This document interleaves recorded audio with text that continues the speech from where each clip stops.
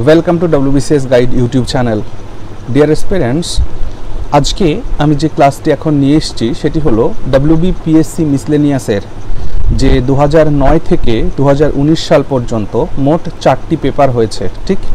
তো সেই মেইনস পেপারে যে ইংলিশ গ্রামারের যে পোর্শনটা থাকে, ঠিক আছে, ইংলিশ গ্রামারের যে পোর্শন অর্থাৎ যেখানে সেন্টেন্স কারেকশন এবং ডু অ্যাজ ডাইরেক্টেড করতে দিয়েছিল 2009-এ, তো ডু অ্যাজ ডাইরেক্টেড যেমনটা তোমরা মাধ্যমিকে করেছো, তো সেই সমস্ত বিষয়গুলোকে অর্থাৎ 2009 থেকে 2019 পর্যন্ত গ্রামারে কি কি প্রশ্ন মিসলেনিয়াসে আসে যেখানে তোমার 10 মার্কস থাকে, ওকে, 10 মার্কস। সো এই 10 মার্কসটা কিন্তু কম নয়, ঠিক? প্রপার গ্রামারের নলেজ না থাকলে এখানে কিন্তু অনেক মার্ক কমে যাবে, যার কারণে এই প্রিভিয়াস ইয়ার্স কোয়েশ্চেন্সটাকে আমি আজকে তোমাদেরকে দেখাচ্ছি। তাই যারা মিসলেনিয়াসের প্রিপারেশন নিচ্ছ মেন্স দেওয়ার জন্য বা অন্য যে কোনো ধরনের কম্পিটিটিভ এক্সামিনেশনে ইংরেজি বিষয়টা থাকে তাদের অবশ্যই ভিডিওটি দেখা উচিত। I guarantee it that you will definitely learn some new things, okay? So ভিডিওটিকে শেষ পর্যন্ত দেখো, ওকে? বেশ, 2019-এর কোয়েশ্চেন পেপারে যেখানে ছিল সেন্টেন্স কারেকশন, সেখানে 8খানা অপশান আছে, এখানে 4টি, এখানে 4টি ভাবে আমি রেখেছি। দেখো, প্রথম প্রশ্নটা ছিল যে myself I am Basudhara. So myself I am Basudhara এটি একটি সঠিক বাক্য নয়। সঠিক বাক্যটা কি হবে? সঠিক বাক্যটা হবে ইউ জাস্ট প্লেন লাইট, একদম পরিষ্কারভাবে তুমি লেখো যে আই অ্যাম বসুধরা, আই অ্যাম বসুধরা, এইটুকুন লিখলেই ফুল স্টপ দিলেই এটা একদম কারেক্ট, পারফেক্টলি কারেক্ট হবে। এখন ঘটনাটা হচ্ছে মাইসেলফ কি হলো ব্যাপারটা? তাহলে তোমরা দেখেছো যে প্রায়শই বিভিন্ন রিয়েলিটি শোজ বলো, টেলিভিশন বলো বা রেডিও FM বলো, সেখানে দেখা যায় যে মাইসেলফ কোনো একটা নাম বলে তারা পরিচয় দেয় নিজেদেরকে। সো এই সমস্ত ইউজগুলো একেবারেই মানে স্পোকেন, এটা কখনোই ফর্মালি রাইটিংসের মধ্যে আসা উচিত নয়, okay? Now you have to learn something. কি আমরা যখন এই যে মাইসেলফ বলি, ourself, yourself, himself, herself, themselves, okay? So এই সমস্ত হচ্ছে প্রোনাউন। নাও এই সেলফ যুক্ত প্রোনাউনকে আরও একবার বলি, সেলফ যুক্ত প্রোনাউনকে, সেলফ যুক্ত যে প্রোনাউনগুলো রয়েছে অর্থাৎ যেটাকে আমরা বলি সেলফ প্রোনাউন, এই সেলফ প্রোনাউনকে না দুটো ভাগে ভাগ করা হয়।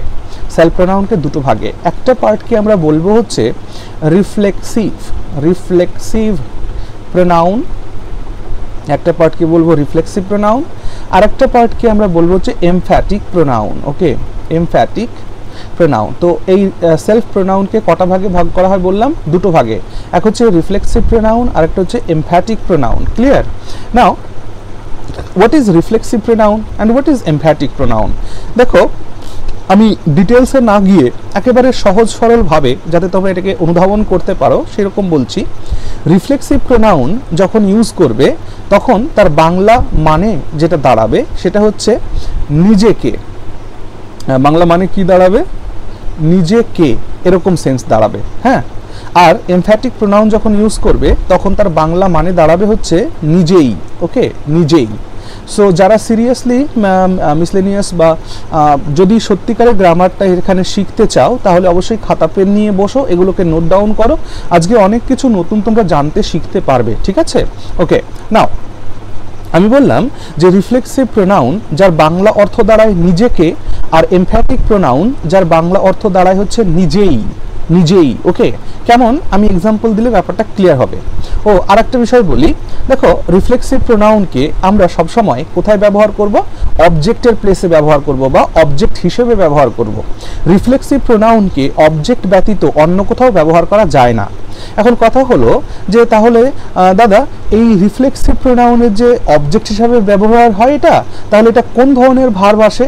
মনে রাখবে, রিফ্লেক্সিভ প্রোনাউনের জন্য আমরা রিফ্লেক্সিভ ভার্ব ব্যবহার করে থাকি।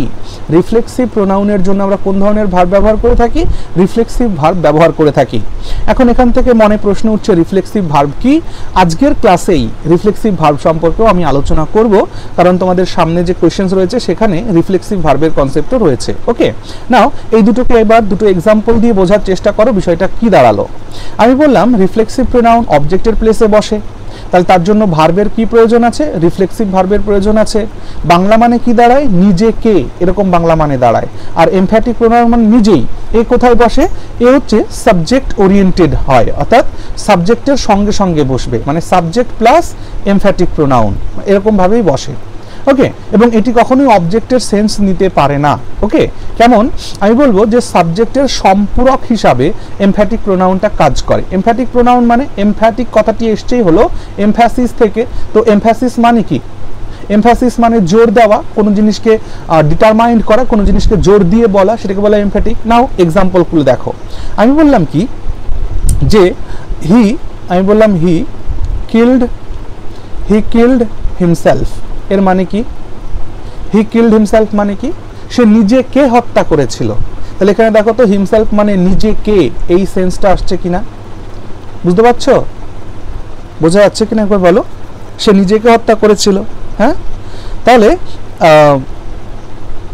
তাহলে এই ব্যাপারটা হচ্ছে রিফ্লেক্সিভ প্রোনাউন। আবার এইখানে দেখো এমফ্যাটিক প্রোনাউন মানে আই মাইসেলফ ডিড ইট। এর মানে কি? আই মাইসেলফ ডিড ইট এর মানে কি?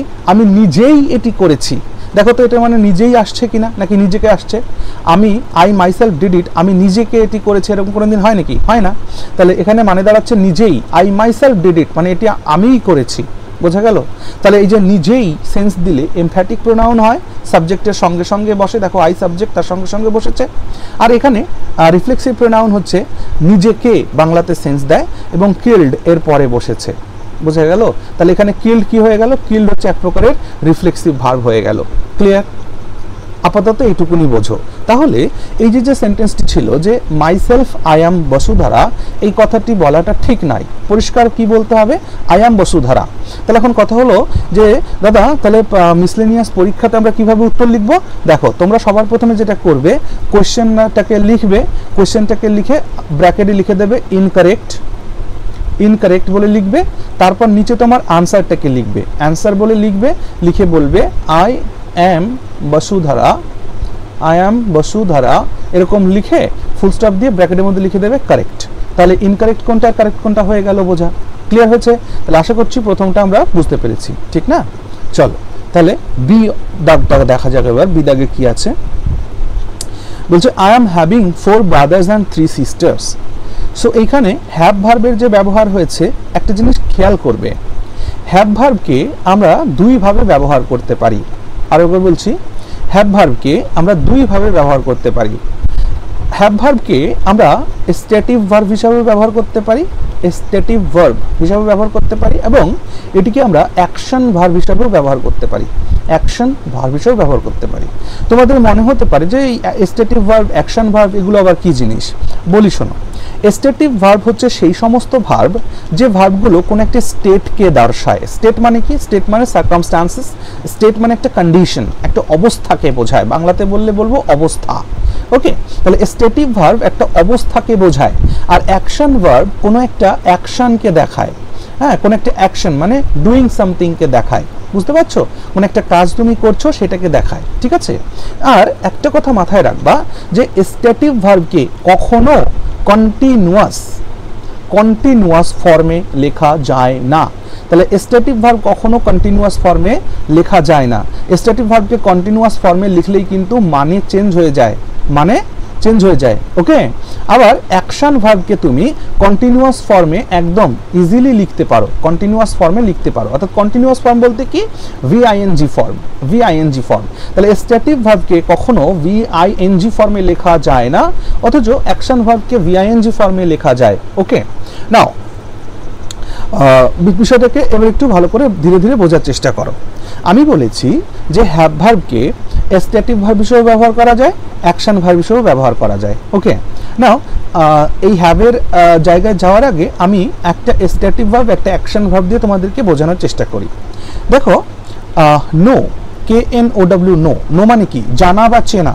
এই নোটা একটা স্ট্যাটিভ ভার্ব, অর্থাৎ এটা একটা অবস্থাকে বোঝায়। অর্থাৎ আমি যদি কাউকে চিনি তাহলে আমি বলবো আই নো হিম, আর আমি যদি কাউকে না চিনি তাহলে আমি বলবো I do not know him. I do not know him, এইটাই বলবো। ওকে, অর্থাৎ আমি যদি তাকে চিনি তাহলে এই চেনার এটা একটা অবস্থা, আই ডু নট নো এটাও একটা অবস্থা, তাহলে নো একটা স্টেটিভ ভার্ব, এটা একটা স্টেটকে বোঝায়, অবস্থাকে বোঝায়। কখনোই এমনটা লেখা যায় না যে I am knowing you, I am knowing you বা আই অ্যাম নোয়িং হিম, এই ধরনের কথা কখনোই বলা উচিত নয়। অর্থাৎ স্টেটিভ ভার্বকে কখনো কন্টিনিউয়াস ফর্মে আনা যায় না। কেন আনা যায় না? যখন তুমি বলছো আই অ্যাম নোয়িং হিম, তার মানে এ দাঁড়াচ্ছে আমি তাকে চিনছি। এরকম কোনোদিন হয় নাকি আমি তাকে চিনছি? হয় না তো। আমি যদি তাকে চিনি তাহলে ইয়েস আমি তাকে চিনি, আর যদি আমি তাকে না চিনি তাহলে আমি তাকে চিনি না। দেখো এসএসসিতে সেন্টেন্স ইমপ্রুভমেন্ট আসে, ওইখানে দেওয়া হয় আই অ্যাম নোয়িং হিম বা এই ধরনের কনস্ট্রাকশন দেওয়া হয়। তো মাথায় রাখবেন নোয়িংকে কখনোই কন্টিনিউয়াস ফর্মে ইউজ করা যায় না, কারণ নো হচ্ছে একটা স্ট্যাটিক ভার্ব। ক্লিয়ার হলো? বোঝা গেল কি না? গেল। তাহলে এবার এটাকে ইমপ্রুভ করবো কি করে? তাহলে এটাকে তুমি এভাবে লিখতে পারো যে I am getting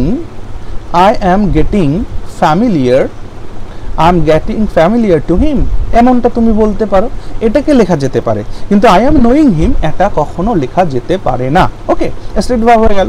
R action verb মানে কি?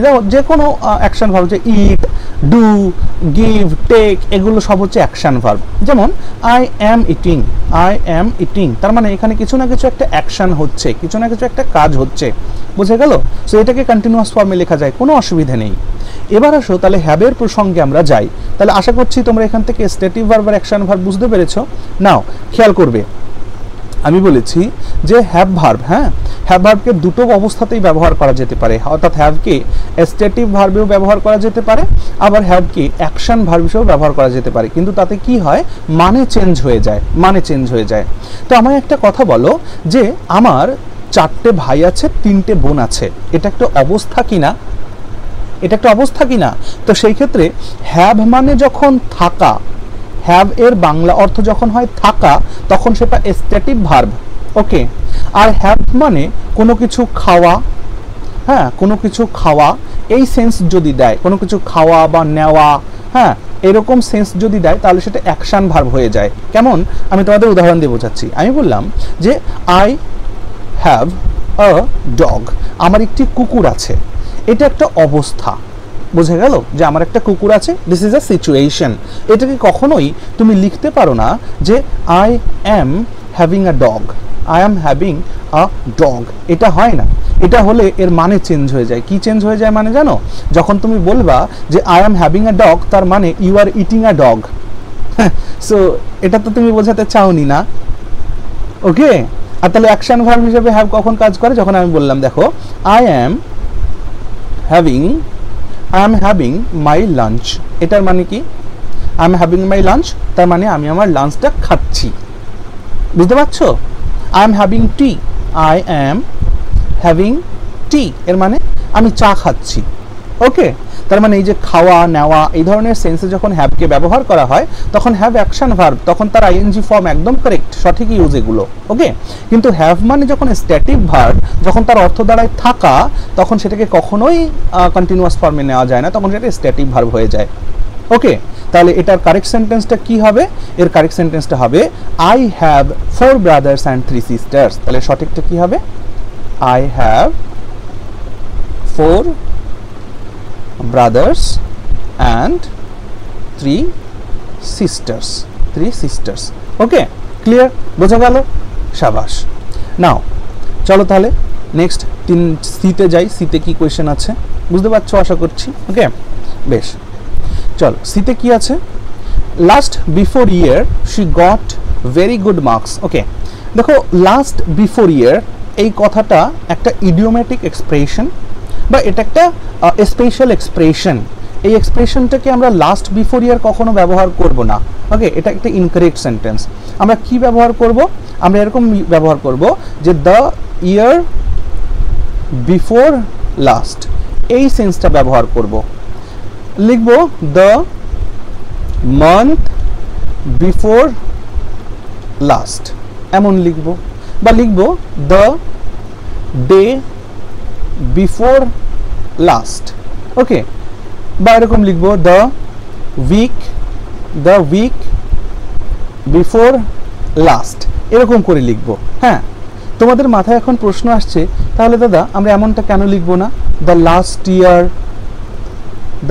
ইয়ার বা দ্য লাস্ট মান্থ, ওকে, বা দ্য লাস্ট ডে, হ্যাঁ, দ্য লাস্ট উইক, এটা কেন লিখবো না? দেখো এটার মানে আর এটার মানে এক নয়। দ্য লাস্ট ইয়ার মানে কি?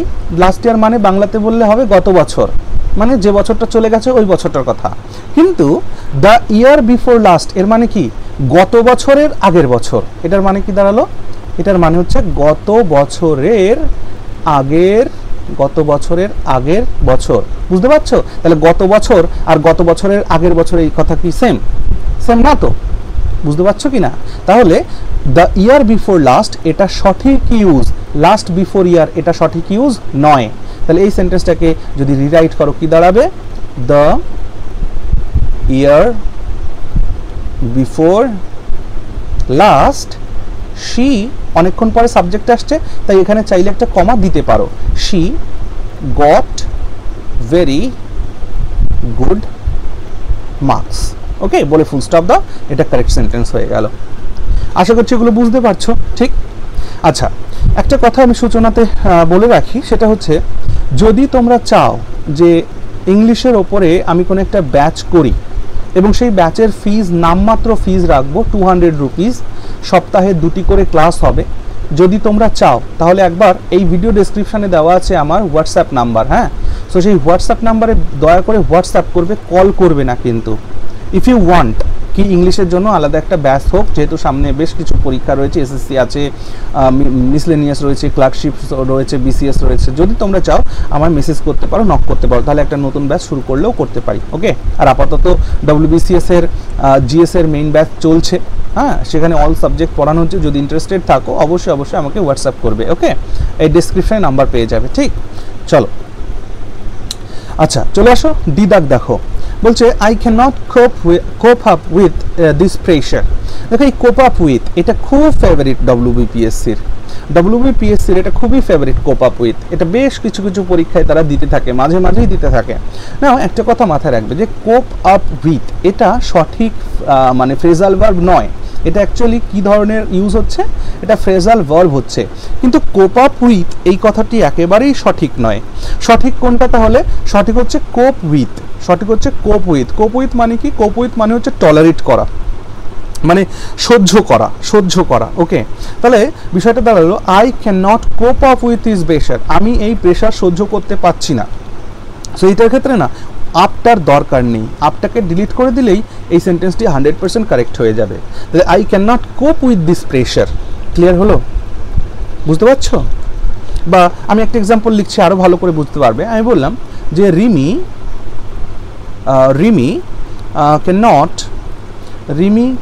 cannot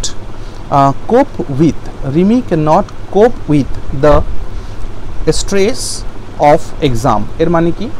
রিমি এক্সামের যে স্ট্রেস সেটাকে সহ্য করতে পারে না। হ্যাঁ, সেই এক্সাম আসলে ভয় পেয়ে যায় বা ঘাবড়ে যায় বা তার শরীর খারাপ হয়ে যায়, মানে সেই এক্সামের যে স্ট্রেস, সেই স্ট্রেসটাকে সে কোপ উইথ করতে পারে না, okay. So cope up with এটা একটা wrong use, cope with is the correct use, okay. তাহলে এটা সঠিক সেন্টেন্স হবে I can not cope with this pressure, clear হলো? বেশ, চলো আগে যাই। ই দাগে রয়েছে I came to office by walk, okay. দেখো I came to office by walk এই কথাটা বলা একেবারেই উচিত নয়। কেন? কারণ মনে রাখবে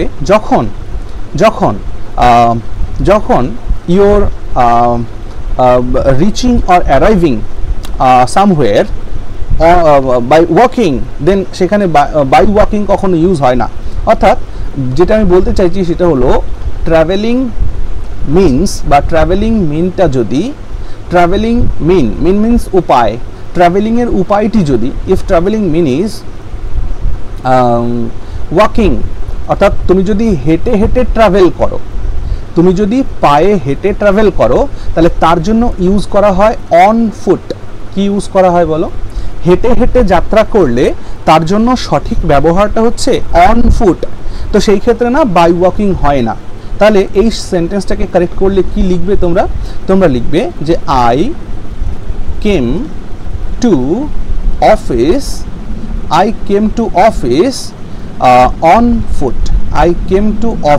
অন ফুট, এটা সঠিক, I came to office to the আছে নাকি, সো এখানে দা নেই তাই দিলাম না, বাট এখানে একটা দা দেওয়া উচিত। I came to the office on foot বলবে, এটার মানেই আমি অফিসে হেঁটে হেঁটে এসেছি। তাহলে এই যে যেটা লেখা রয়েছে এটা সঠিক না, এটা সঠিক।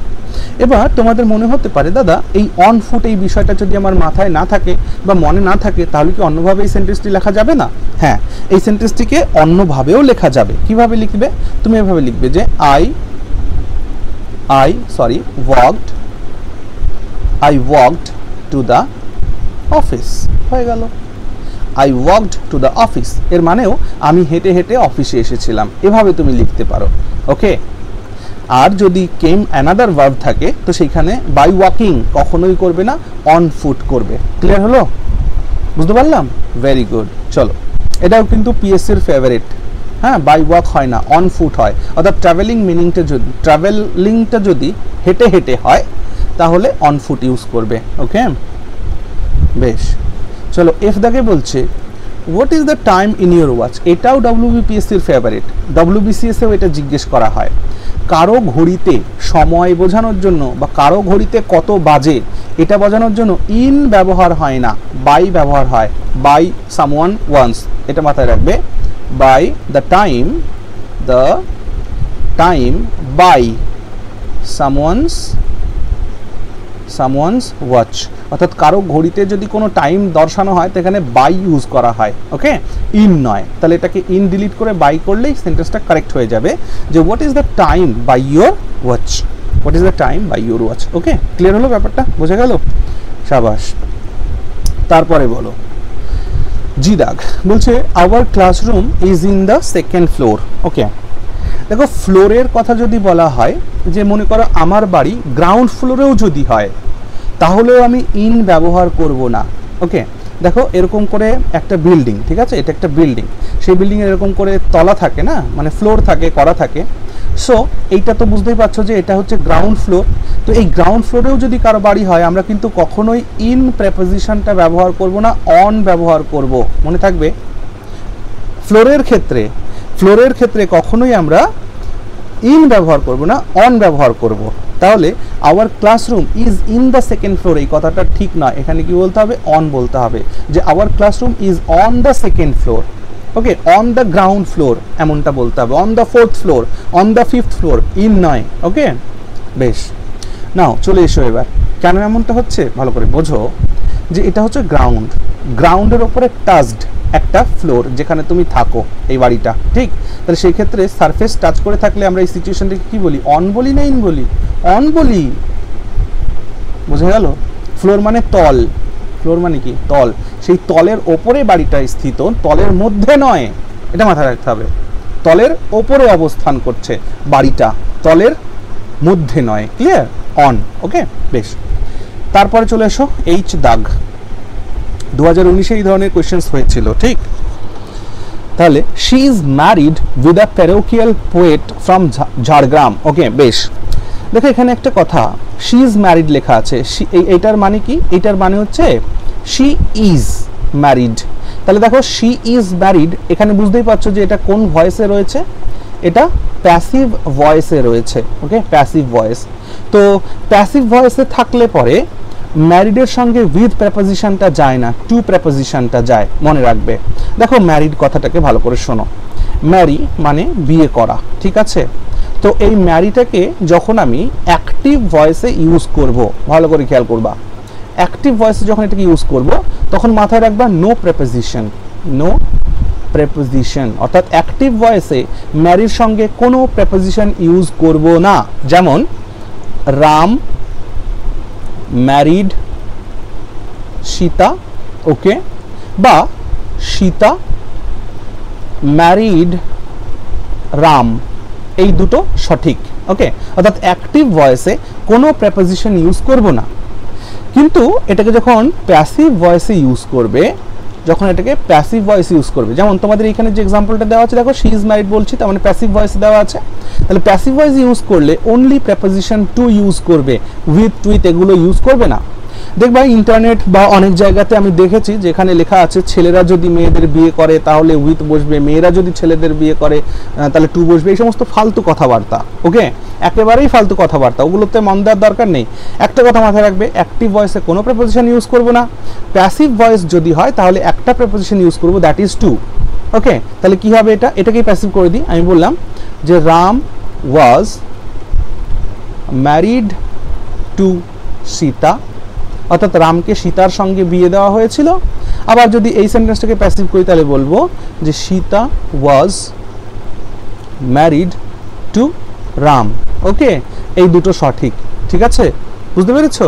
প্যাসিভ ভয়েস হলে টু, সে ছেলে বিয়ে করুক আর মেয়ে বিয়ে করুক এই সমস্ত কিচ্ছু দেখার দরকার নেই। প্যাসিভ হলে প্রেপোজিশন টু, অ্যাক্টিভ হলে কোনো প্রেপোজিশনের দরকার নেই। ওকে, তাহলে এটা সঠিক কি হয়ে যাবে, just she is married two, এখানে উইথটাকে উঠিয়ে টু বসালেই এই সেন্টেন্সটি কারেক্ট হয়ে যাবে। She is married to a parochial poet from Jhargram. Okay, বেশ, চলো দেখো সেন্টেন্স কারেকশন 2018 সালের পরীক্ষাটাতে এই কোয়েশ্চেন্সগুলো এসেছিল, এই কটা আর এই কটা, হ্যাঁ, মানে আটখানার মধ্যে 5টা করতে হবে। 8টার মধ্যে তোমাকে দেওয়া হবে 8টা, কিন্তু করতে হবে 5টা কোয়েশ্চেন, এক একটা কোয়েশ্চেন 2 মার্ক করে, অর্থাৎ 10 মার্কস। তো এই 10 মার্কসটা যদি গ্রামারের খুব ভালো সেন্স না থাকে তাহলে কিন্তু তোমরা ক্যারি করতে পারবে না। সো সিরিয়াস ক্যান্ডিডেট যারা আছো তারা চাইলে তোমরা আমায় নক করতে পারো। আমাদের একটা রাইটিংসের ব্যাচ যদিও চলছে, ইংলিশ রাইটিংসের ব্যাচ, তো নতুন করে যদি শুরু করতে হয় আমায় একবার নক করো, আমি তাহলে ভাববো ব্যাপারটা। ওকে, বেশ, চলো নাও এখানে দেখো, Tina needs leave her house at 7 o'clock every morning.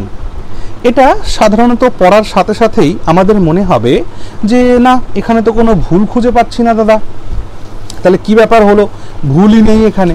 তো এই জায়গা থেকে আমি একটা কথা বলবো যে দেখো, নিড এই শব্দটি, এই ভার্বটি আমরা দুইভাবে ব্যবহার করে থাকি। খুব গুরুত্বপূর্ণ জিনিস বলতে চলেছি, নিড। এই নিডকে আমরা দুইভাবে ব্যবহার করতে পারি। এক তো নিডকে আমরা প্রিন্সিপাল ভার্ব হিসেবে ব্যবহার করি, মানে মেইন ভার্ব হিসেবে ব্যবহার করি। আবার নিডকে না আমরা মডাল অক্সিলিয়ারি ভার্ব হিসেবে ব্যবহার করি। ওকে, এমএভি, অর্থাৎ নিডকে আমরা এমএভি হিসাবে ব্যবহার করি, নিডকে আমরা প্রিন্সিপাল ভার্ব হিসাবেও ব্যবহার করে থাকি। ওকে, এই জায়গাটাই সাবধানতা অবলম্বন করতে হবে। যখন আমরা নিডকে মোডাল অক্সিলিয়ারি ভার্বে ব্যবহার করি তখন তার মিনিং দাঁড়ায় হয় শুডের মিনিং নেবে, না হলে মাস্টের মিনিং নেবে, না হলে ক্যান এই ধরনের মিনিং, ইটিসি এই ধরনের মিনিং নেবে। ওকে, কিন্তু যখন এটা প্রিন্সিপাল ভার্ব হিসেবে ব্যবহার হবে তখন এটা মিনিং নেবে যেমন টু রিকোয়ার, মানে যেটা প্রয়োজন অনুসারে আর কি, টু রিকোয়ার বা to have necessity. Okay, for something, necessity for something এই ধরনের মিনিং নেবে। ওকে, তার মানে নিড শব্দটি যখন প্রিন্সিপাল ভার্ব হিসেবে ব্যবহার হয় তখন এটার বাংলা মানে দাঁড়ায় হচ্ছে প্রয়োজন, এরকম একটা সেন্স আসে, বুঝতে পারলে? কিন্তু এটাকে যখন মোডাল অক্সিলিয়ারি ভার্ব হিসেবে ব্যবহার করছি তখন সেটা শুড, মাস্ট, ক্যান এই ধরনের মিনিং এরা দেয়। ওকে, না এটা বড় কথা নয়, বড় কথা কোনটা ভালো করে খেয়াল করো। যখন আমরা নিডকে মোডাল অক্সিলিয়ারি ভার্ব হিসাবে ব্যবহার করছি তখন একটা জিনিস খেয়াল রাখবা যে 1 নম্বর পয়েন্ট, নিড এরপর সবসময় রুট ভার্বটা বসবে। কি বললাম বুঝেছো? যখন নিডকে আমরা মোডাল অক্সিলিয়ারি ভার্ব হিসেবে ব্যবহার করছি তখন নিডের পরে সরাসরি রুট ভার্ব বসবে, কোনো ইনফিনিটিভ বসবে না, অর্থাৎ যেটাকে আমরা এটাকে বলি বেয়ার ইনফিনিটিভ। এটাকে কি বলি আমরা? বেয়ার ইনফিনিটিভ, অর্থাৎ ইনফিনিটিভ উইদাউট টু। ওকে, ইনফিনিটিভ কি? টু প্লাস রুট ভার্ব, ওকে। নাও আমরা জানি যে মোডাল অক্সিলিয়ারি ভার্বের পরে কখনোই ইনফিনিটিভ বসে না, বেয়ার ইনফিনিটিভ বসে। সেই কারণে টুকে ডিলিট করে দিলেই শুধু রুট ভার্ব বসালে সেটা বেয়ার ইনফিনিটিভ হয়ে যায়। অর্থাৎ নিড যখন মোডাল অক্সিলিয়ারি ভার্ব তখন নিডের পরে রুট ভার্ব বসবে। এখন প্রশ্ন ওঠে যে তাহলে দাদা আমরা নিডকে কি করে বুঝবো যে সেটা মোডাল অক্সিলিয়ারি না প্রিন্সিপাল ভার্ব, কি করে বুঝবো? এই 2 নম্বর পয়েন্টটা এই জন্য ইম্পর্টেন্ট। কি? যখন নিড মোডাল অক্সিলিয়ারি ভার্ব তখন এই নিডের সঙ্গে কোনো প্রকার এস, ইয়েস এগুলো কিচ্ছু যোগ হবে না। ওকে, আবার বলছি, নিড যখন মোডাল অক্সিলিয়ারি ভার্ব তখন এর সঙ্গে কোনো এসিএস আমরা যোগ করব না। অর্থাৎ আমরা কি করি, আমরা যদি সাবজেক্টকে থার্ড পারসন এবং এর সাথে সিঙ্গুলার নাম্বার পাই, তাহলে কি করি, সাবজেক্ট যদি থার্ড পারসন সিঙ্গুলার নাম্বার হয় তাহলে তার সাথে এস যোগ করে দিই না।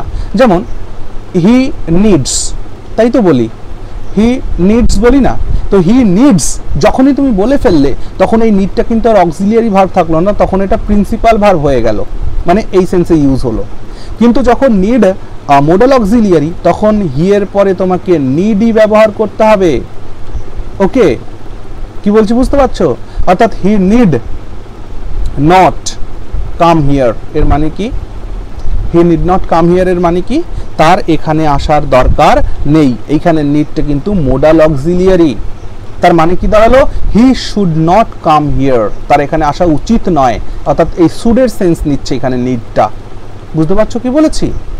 আবার যখন আমরা এখানে লিখব যে তোমার প্রিন্সিপাল ভার্বে, তাহলে এই কথাটাকে প্রিন্সিপাল ভার্বে লিখলে কি হবে, দেখো, he needs not to come here. ভালো করে খেয়াল করো, অর্থাৎ প্রিন্সিপাল ভার্বে লিখলে এখানে ইনফিনিটিভটা বসে যাবে এবং হি এর পরে দেখো এসও চলে এসছে এর সঙ্গে। এইখানে নিডস মানে প্রয়োজন, he needs not to come here এর মানে তার এখানে আসার প্রয়োজন নেই। ওকে, এখানে কোনো ওই শুড, মাস্ট, ক্যানের কোনো সেন্স আসছে না, এখানে টু রিকোয়ার অথবা to have necessity for something এর একটা সেন্স এখানে আসছে। ওকে, বুঝেছি আমরা এটা। তাহলে আমি আরেকবার বলছি যে যখন নিড প্রিন্সিপাল ভার্ব হিসেবে ব্যবহার হবে তখন কেমন স্ট্রাকচার হবে, এক নাম্বার, নিডের সাথে এস যদি subject third person singular number হয় তাহলে এস বা পাস্ট টেন্সে গেলে ইডি এই ধরনের জিনিসগুলো যুক্ত হয়ে যাবে। যেমন পাস্টে লিখলে বলবো নিডেড। ওকে, নিডেড, যখনই নিডেড বলছি না তার মানে এটা প্রিন্সিপাল ভার্ব হিসেবে ব্যবহার হচ্ছে, আর মোডালে কিন্তু নিডেড প্রিন্সিপাল ভার্ব হিসেবে ব্যবহার হবে না, অর্থাৎ এস ফেস এই সমস্ত ইত্যাদি যোগ হবে না। বুঝতে পারছো কি বলেছি?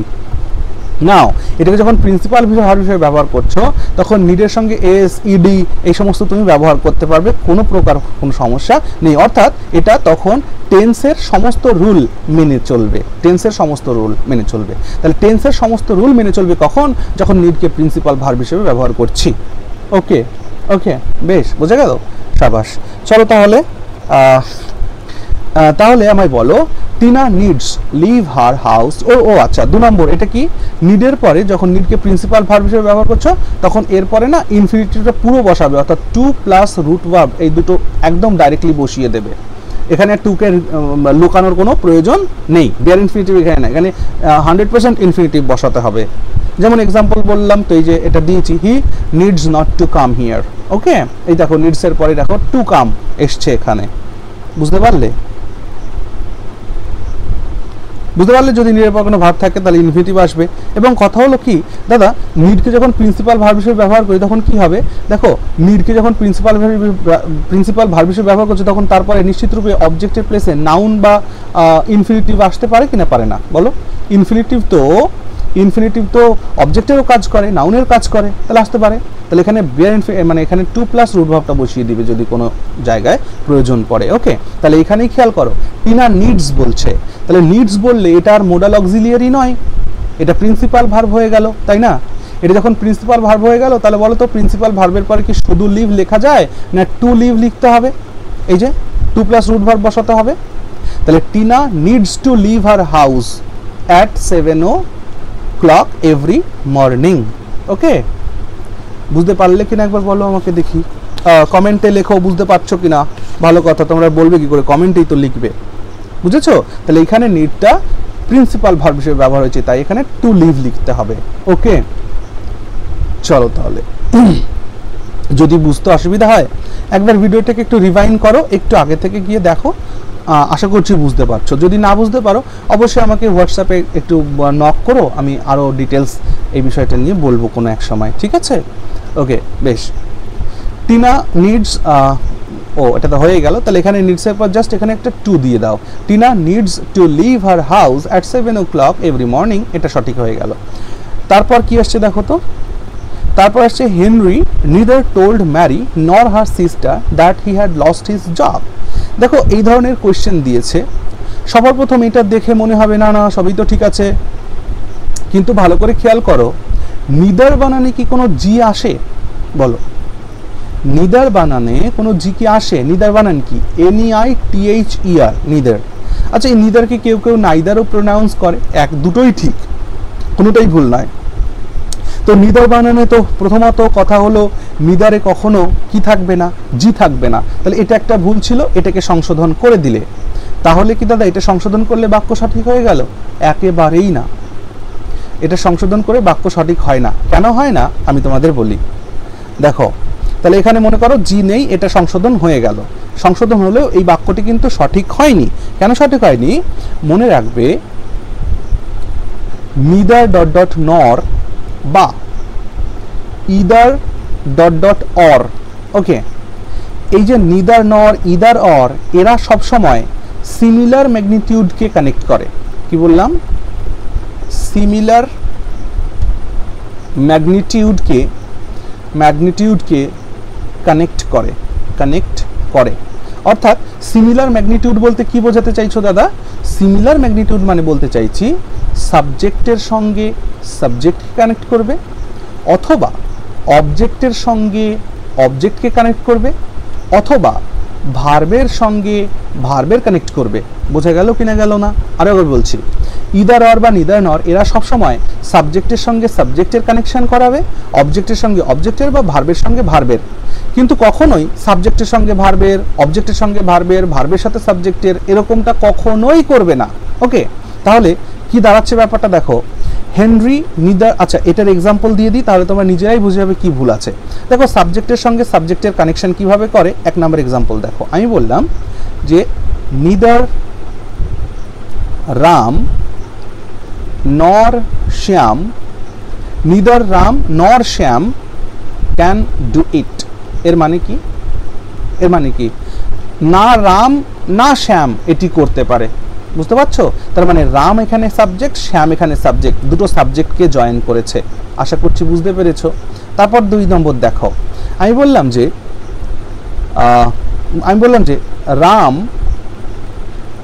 রাম টোল্ড, রাম বলেছিল, নিদার শ্যাম নর রাম।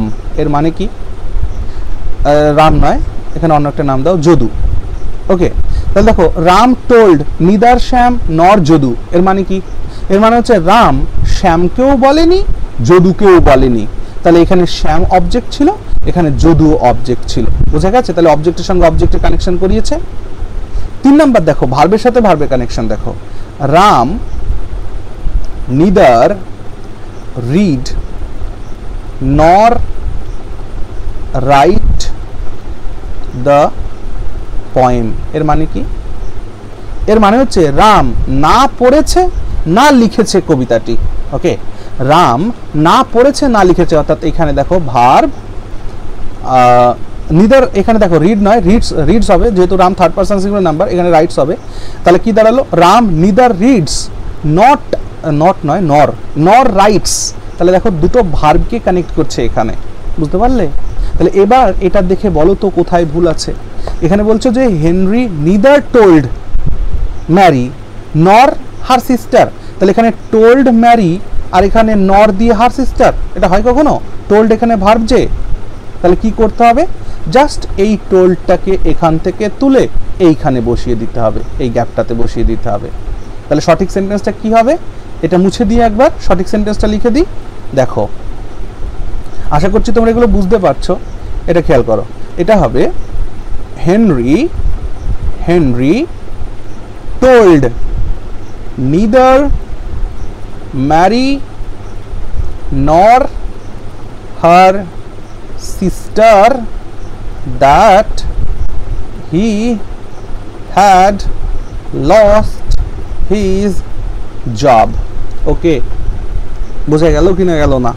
তাহলে হেনরি টোল্ড নিদার ম্যারি নর হার সিস্টার, তার মানে হেনরি তার ম্যারিকেও বলেনি এবং ম্যারির বোনকেও বলেনি যে সে তার চাকরিটা হারিয়েছে। ওকে, মানে অবজেক্টের সঙ্গে অবজেক্টের কানেকশন হয়েছে এখানে, তো মাঝখানে ভার্বকে টপকে দিলে তো হবে না, তাই এখান থেকে এই টোল্ডটাকে ডিলিট করে এই জায়গায় বসিয়ে দিতে হবে টোল্ড, তাহলে সঠিক হয়ে যাবে। আর নিদারের মধ্যে জি দরকার নেই, জিটাকে ডিলিট করতে হবে। ওকে, সো যারা মিসলেনিয়াস মেন্সের জন্য প্রিপেয়ার করছো নিজেদেরকে, এই জিনিসগুলোকে একটু মাথায় রাখবে। ওকে, বেশ, তারপরে আসো। আচ্ছা, তোমরা না সবাই একটু কমেন্ট সেকশনে লেখো এগুলো বুঝতে পারছো কিনা বা ভাল লাগছে কিনা তোমাদের। ওকে, চলো। there was a negligent amount of liquid in the test tube. ওকে, দেখো এখানে একটা শব্দ ব্যবহার করা হয়েছে নেগলিজেন্ট। হ্যাঁ, সো এক্সামিনার ব্যবহার করতে চেয়েছিল নেগলিজিবল। কি ব্যবহার করতে চেয়েছিল? নেগলিজিবল। নেগলিজিবল মানে কি? নেগলিজিবল মানে হচ্ছে নাম মানে নামমাত্র। নেগলিজিবল মানে নামমাত্র, মানে আমরা বলি না আরে সে নামমাত্র এসেছিল, মানে এসেছে এমন যে গাড়ি থেকে নামেও নি, জাস্ট রাস্তা থেকে গাড়ির মধ্যে থেকে হাই করে চলে গেছে। তার মানে নেগলিজিবল কথাটার অর্থই হচ্ছে এত কম অ্যামাউন্ট যে তাকে ইগনোর করা যেতে পারে। হ্যাঁ, অর্থাৎ নেগলিজিবল কথার অর্থ হচ্ছে so small that it can be ignored. Okay, অর্থাৎ এত ছোট জিনিস বা এত অল্প জিনিস বা এত সামান্য, এটাকে ইগনোর করা যেতে পারে, যে ওটা নেই আর কি। দেখো আমি যদি এই ব্ল্যাক স্কিনে একটা ছোট্ট করে একটা ডট দিই, দেখো আমি একটা কিন্তু ডট এখানে দিয়েছি, এইটার মধ্যে খেয়াল করো যে ডটটাকে প্রায় বোঝাই যাচ্ছে না। So this is negligible. Okay, but what is the meaning of negligent? মনে রাখবেন, নেগলিজেন্টের মানে হচ্ছে কেয়ারলেস, অর্থাৎ কেউ কোনো কাজ করেছে একেবারেই মনোযোগ দেয়নি, একদম উদাসীনভাবে কেয়ারলেসলি কোনো একটা কাজ করেছে, সেই ক্ষেত্রে আমরা নেগলিজেন্ট বলি। বোঝা গেল? তাহলে এখানে নেগলিজেন্ট কথাটি তো নয়, এখানে কি নেগলিজিবল কথাটা হওয়া উচিত ছিল, নেগলিজিবল। ওকে, মানে কি there was a negligible amount of liquid in the test tube, অর্থাৎ ওই টেস্ট টিউবের মধ্যে লিকুইডের অ্যামাউন্টটা এতটাই নেগলিজিবল যে সেটাকে ইগনোর করা যেতে পারে, মানে একেবারেই শুকনো, কিছুই ছিল না লিকুইড। ওকে, এরকম একটা সেন্স। বোঝা গেল কি না? হ্যাঁ, বেশ। আর যদি নেগলিজেন্ট ইউজ করতে হয় তাহলে কি, যেমন বলতে পারি যে she did it, একটা ভালো এক্সাম্পল বলো। বললাম যে she was negligent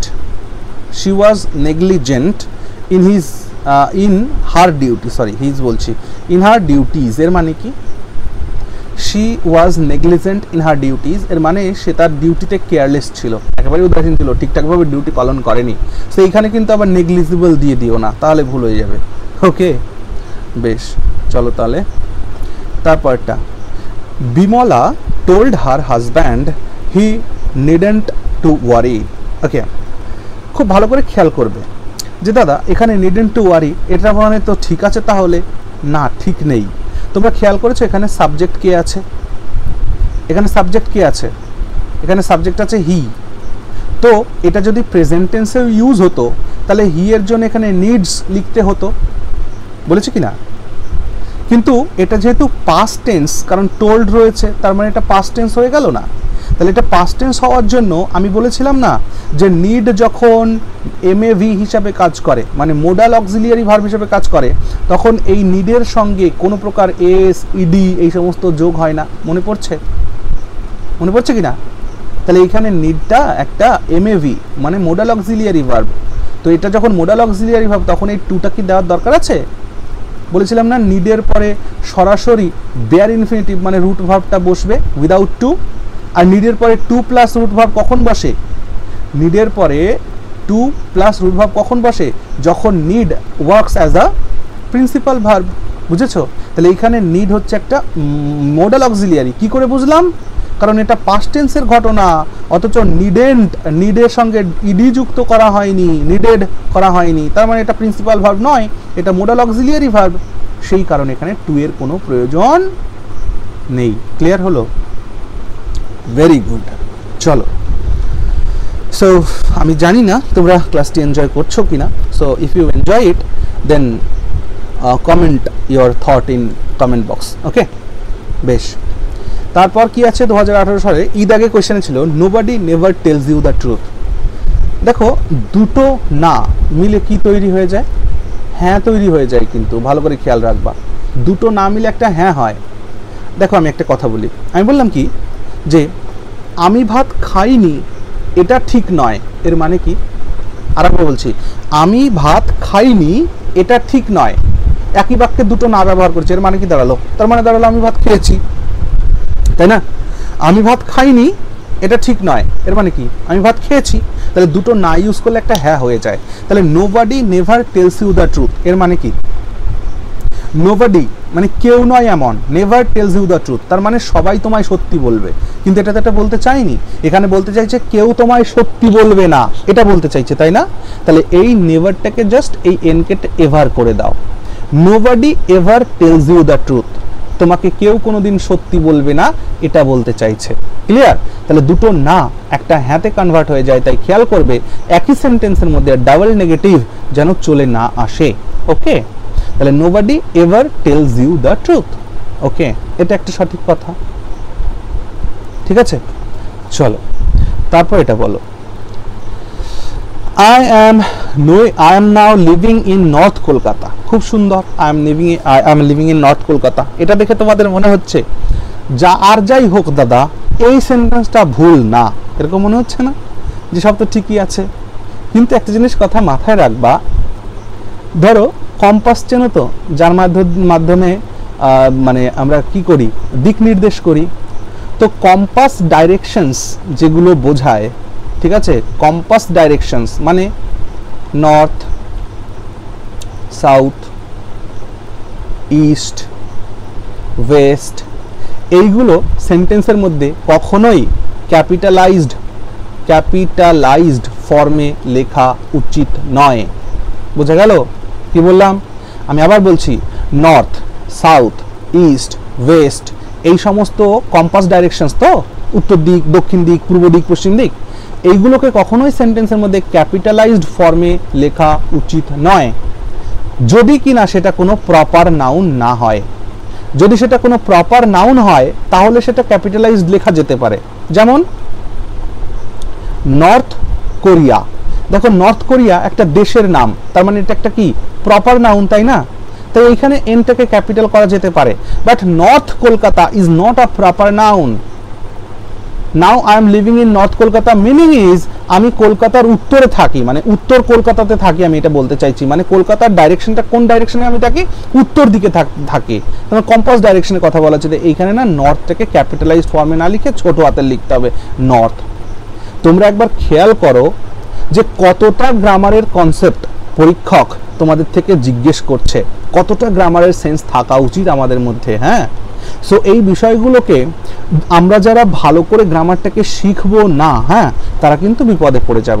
আর তোমরা জানো যে কম্পিটিটিভ এক্সামিনেশনে এক মার্ক কতটা গুরুত্ব রাখে, একখানা মার্ক হাজার লোকের পেছনে তোমাকে ফেলে দিতে পারে।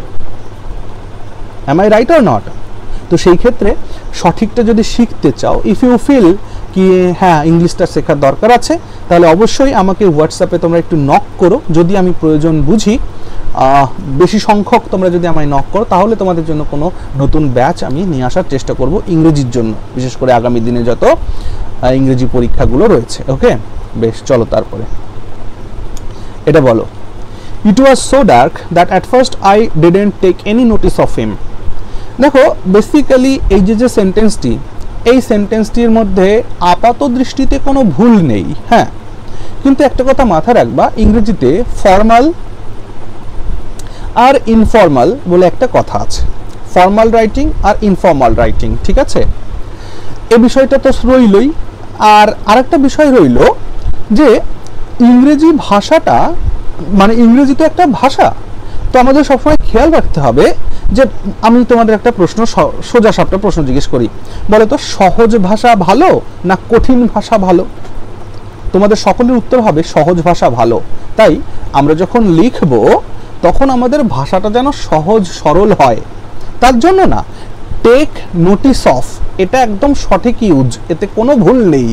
কিন্তু নোটিস, টেক নোটিস অফ মানে কি? দেখো টেক নোটিস অফ যদি বলি এক মিনিংয়ে একটুখানি পরিবর্তন আসে।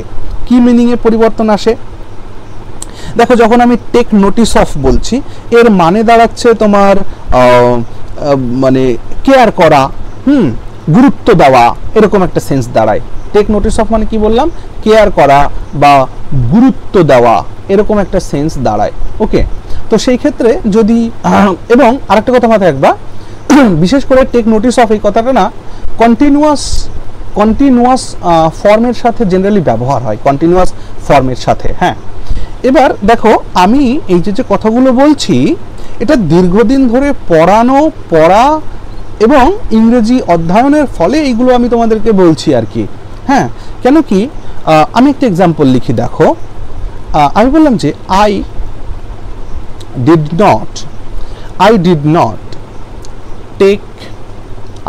Not take notice of his warning. দেখো আমি তার ওয়ার্নিং এর ঠিক টেক নোটিস করতে পারিনি। ওকে, সো এর মানে কি দাঁড়ালো? সে যে ওয়ার্ন করে যাচ্ছিল, আমাকে বারবার করে ওয়ার্ন করে যাচ্ছিল, তার সেই ওয়ার্নিংটাকে in the sense of continuous form, এই কন্টিনিউয়াস, দেখো ওয়ার্নিং কথাটা কন্টিনিউয়াস নয়, আমি জাস্ট সেন্সটাকে বলছি কন্টিনিউয়াস সেন্স, যে সে আমায় বারবার ওয়ার্নিং দিয়ে যাচ্ছিল, সেটাকে আমি নজরান্দাজ করেছি, গুরুত্ব দিইনি। তাহলে এটা টেক নোটিস অফ এর মানে দাঁড়ায় হচ্ছে গুরুত্ব দেওয়া এই সেন্সে। আর নোটিস এই কথাটার মানে কি দাঁড়ায়? নোটিস করা মানে লক্ষ্য করা বা দেখা, এই ধরনের সেন্স দেয়। লক্ষ্য করা বা দেখা এই ধরনের সেন্স দেয়। ক্লিয়ার? তাহলে এই সেন্টেন্সটাকে একবার ভালো করে পড়ো, যে ইট ওয়াজ সো ডার্ক, এতটাই অন্ধকার ছিল, দ্যাট যে অ্যাট ফার্স্ট, প্রথমত I didn't take any notice of him, এটা বলা উচিত নাকি আই ডিডেন্ট নোটিস হিম, আমি তাকে লক্ষ্য করিনি বা দেখিনি। তার মানে এখানে অ্যাকচুয়ালি দেখা বা লক্ষ্য করা এই সেন্স আসছে, তাই না? গুরুত্ব দেওয়ার সেন্স তো আসছে না, তাই না? তাহলে সেই ক্ষেত্রে আমায় কি করতে হবে? এই সেন্টেন্সটাকে একেবারে এইভাবেই লিখতে হবে যে it was so dark that at first I didn't notice him, ব্যাস, I didn't notice him। দেখো এটা লিখলেই এটি অনেক বেশি ভালো এবং সুন্দর হয়ে গেল, কারেক্ট হয়ে গেল। বোঝা গেছে? আশা করছি বোঝাতে পেরেছি এটাকে। হ্যাঁ, বেশ, চলো এবার তাহলে নেক্সট আসো। কি আছে? এইচ দাগ, the lack of freedom and social justice is obvious for everyone. খুব ভালো। ব্যাপারটা হলো, তোমরা ভাবছো দাদা ইজ তো এখানে হবে না, কেন হবে না? ফ্রিডম রয়েছে অ্যান্ড সোশ্যাল জাস্টিস, তার মানে দুটো সাবজেক্ট হয়ে গেল, এখানে তো আর হওয়া উচিত। এরকম যদি ভাবো তাহলে ভুল ভাবছো। কেন? এর সাবজেক্ট কোনটা? এর সাবজেক্টটা হচ্ছে দ্য ল্যাক। ওকে, দ্য ল্যাকটা হচ্ছে মেইন সাবজেক্ট। তো দ্য ল্যাক যেহেতু সিঙ্গুলার, তাই সিঙ্গুলার হিসাবে ইজ ব্যবহার হয়েছে, একদম কারেক্ট ব্যবহার হয়েছে। বুঝতে পারছো কি বলেছি?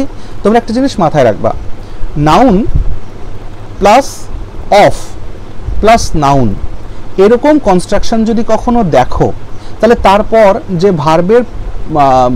ভার্বের যে ব্যবহার হবে, এই প্রথম যে নাউনটা ব্যবহার হয়েছে না, তার অনুসারে ভার্বের ব্যবহার হবে।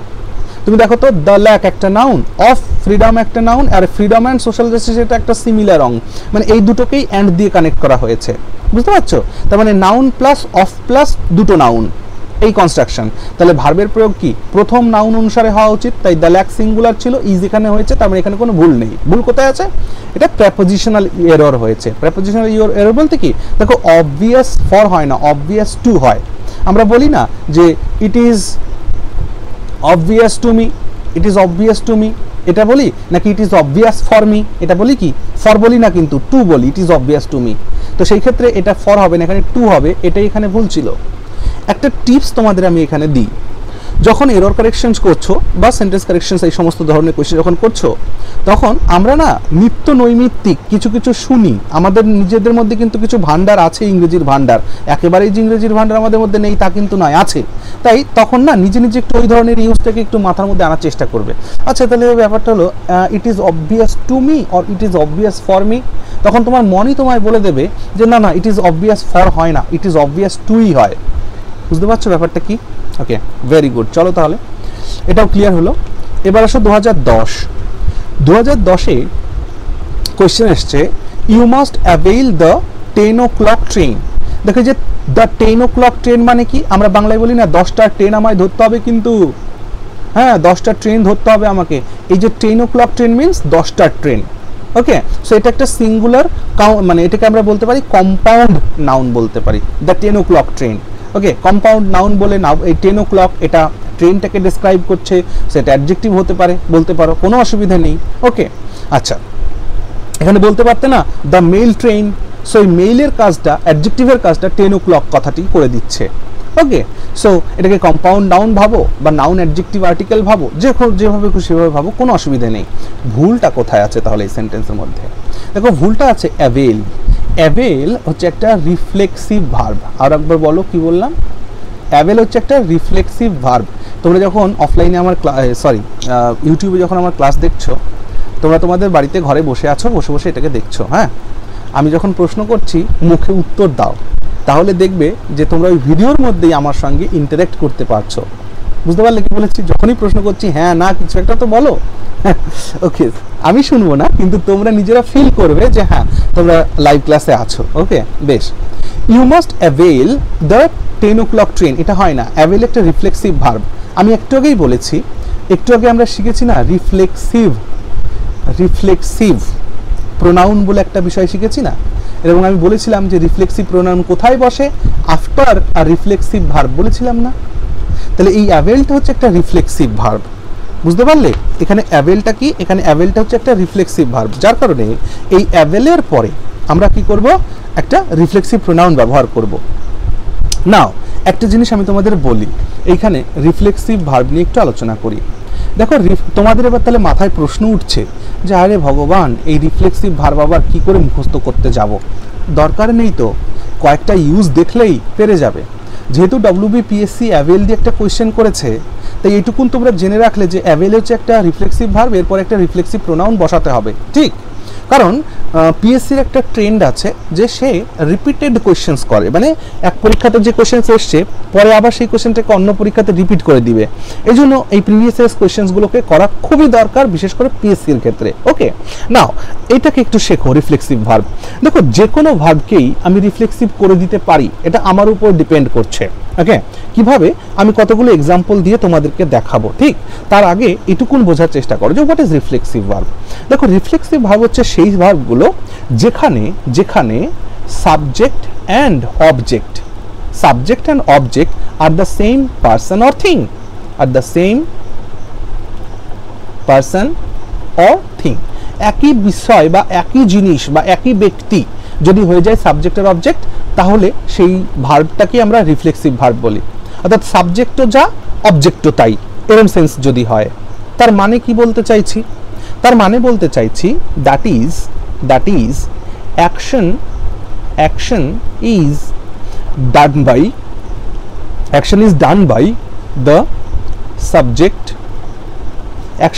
By the subject to himself or herself or itself। বুঝতে পারছো? অর্থাৎ সাবজেক্ট তার জন্যই কাজটা করেছে, অর্থাৎ subject and object are the same person or thing. অর্থাৎ সাবজেক্ট অবজেক্টের জন্যই কাজটা করেছে, মানে নিজের জন্যই কাজটা করেছে। হি হিমসেলফের জন্য কাজ করেছে, শি হারসেলফের জন্য কাজ করেছে, ইটসেলফের জন্য কাজ করেছে। অর্থাৎ সাবজেক্ট আর object same, person or things. অর্থাৎ action is done by the subject to himself, herself, itself ইত্যাদি। বুঝে গেল? এবার এক্সাম্পল খেয়াল করো। আমি বললাম যে they pride themselves on their honesty। Okay, honesty. তাহলে দে প্রাইড themselves, তারা নিজেদেরকে গর্ব অনুভব করে, on their modesty, তাদের সততার জন্য। দেখো, they pride for whom? They pride for whom? They pride for themselves, এরা এদের জন্যই প্রাইড করছে। তার মানে subject is doing something for himself. Clear? বুঝা যাচ্ছে? হ্যাঁ, আরো এক্সাম্পল দেখো। আমি বললাম যে don't blame yourself. Don't blame yourself to don't blame yourself for the mistake. বোঝার চেষ্টা করবে কি হলো। ডোন্ট দেখো এটা কি ইম্পারেটিভ সেন্টেন্স না, ইম্পারেটিভ সেন্টেন্সের সাবজেক্ট কে হয়? ইউ হয় না সাবজেক্ট সর্বদা, যে you don't blame yourself for the mistake. তাহলে দেখো ইউ তুমি নিজেকে ব্লেম করো না এই ভুলের জন্য, মানে তুমি তোমাকে ব্লেম করো না এই ভুলটার জন্য, এটা কেউ একজন অন্য একজন বলছে, বুঝেছো?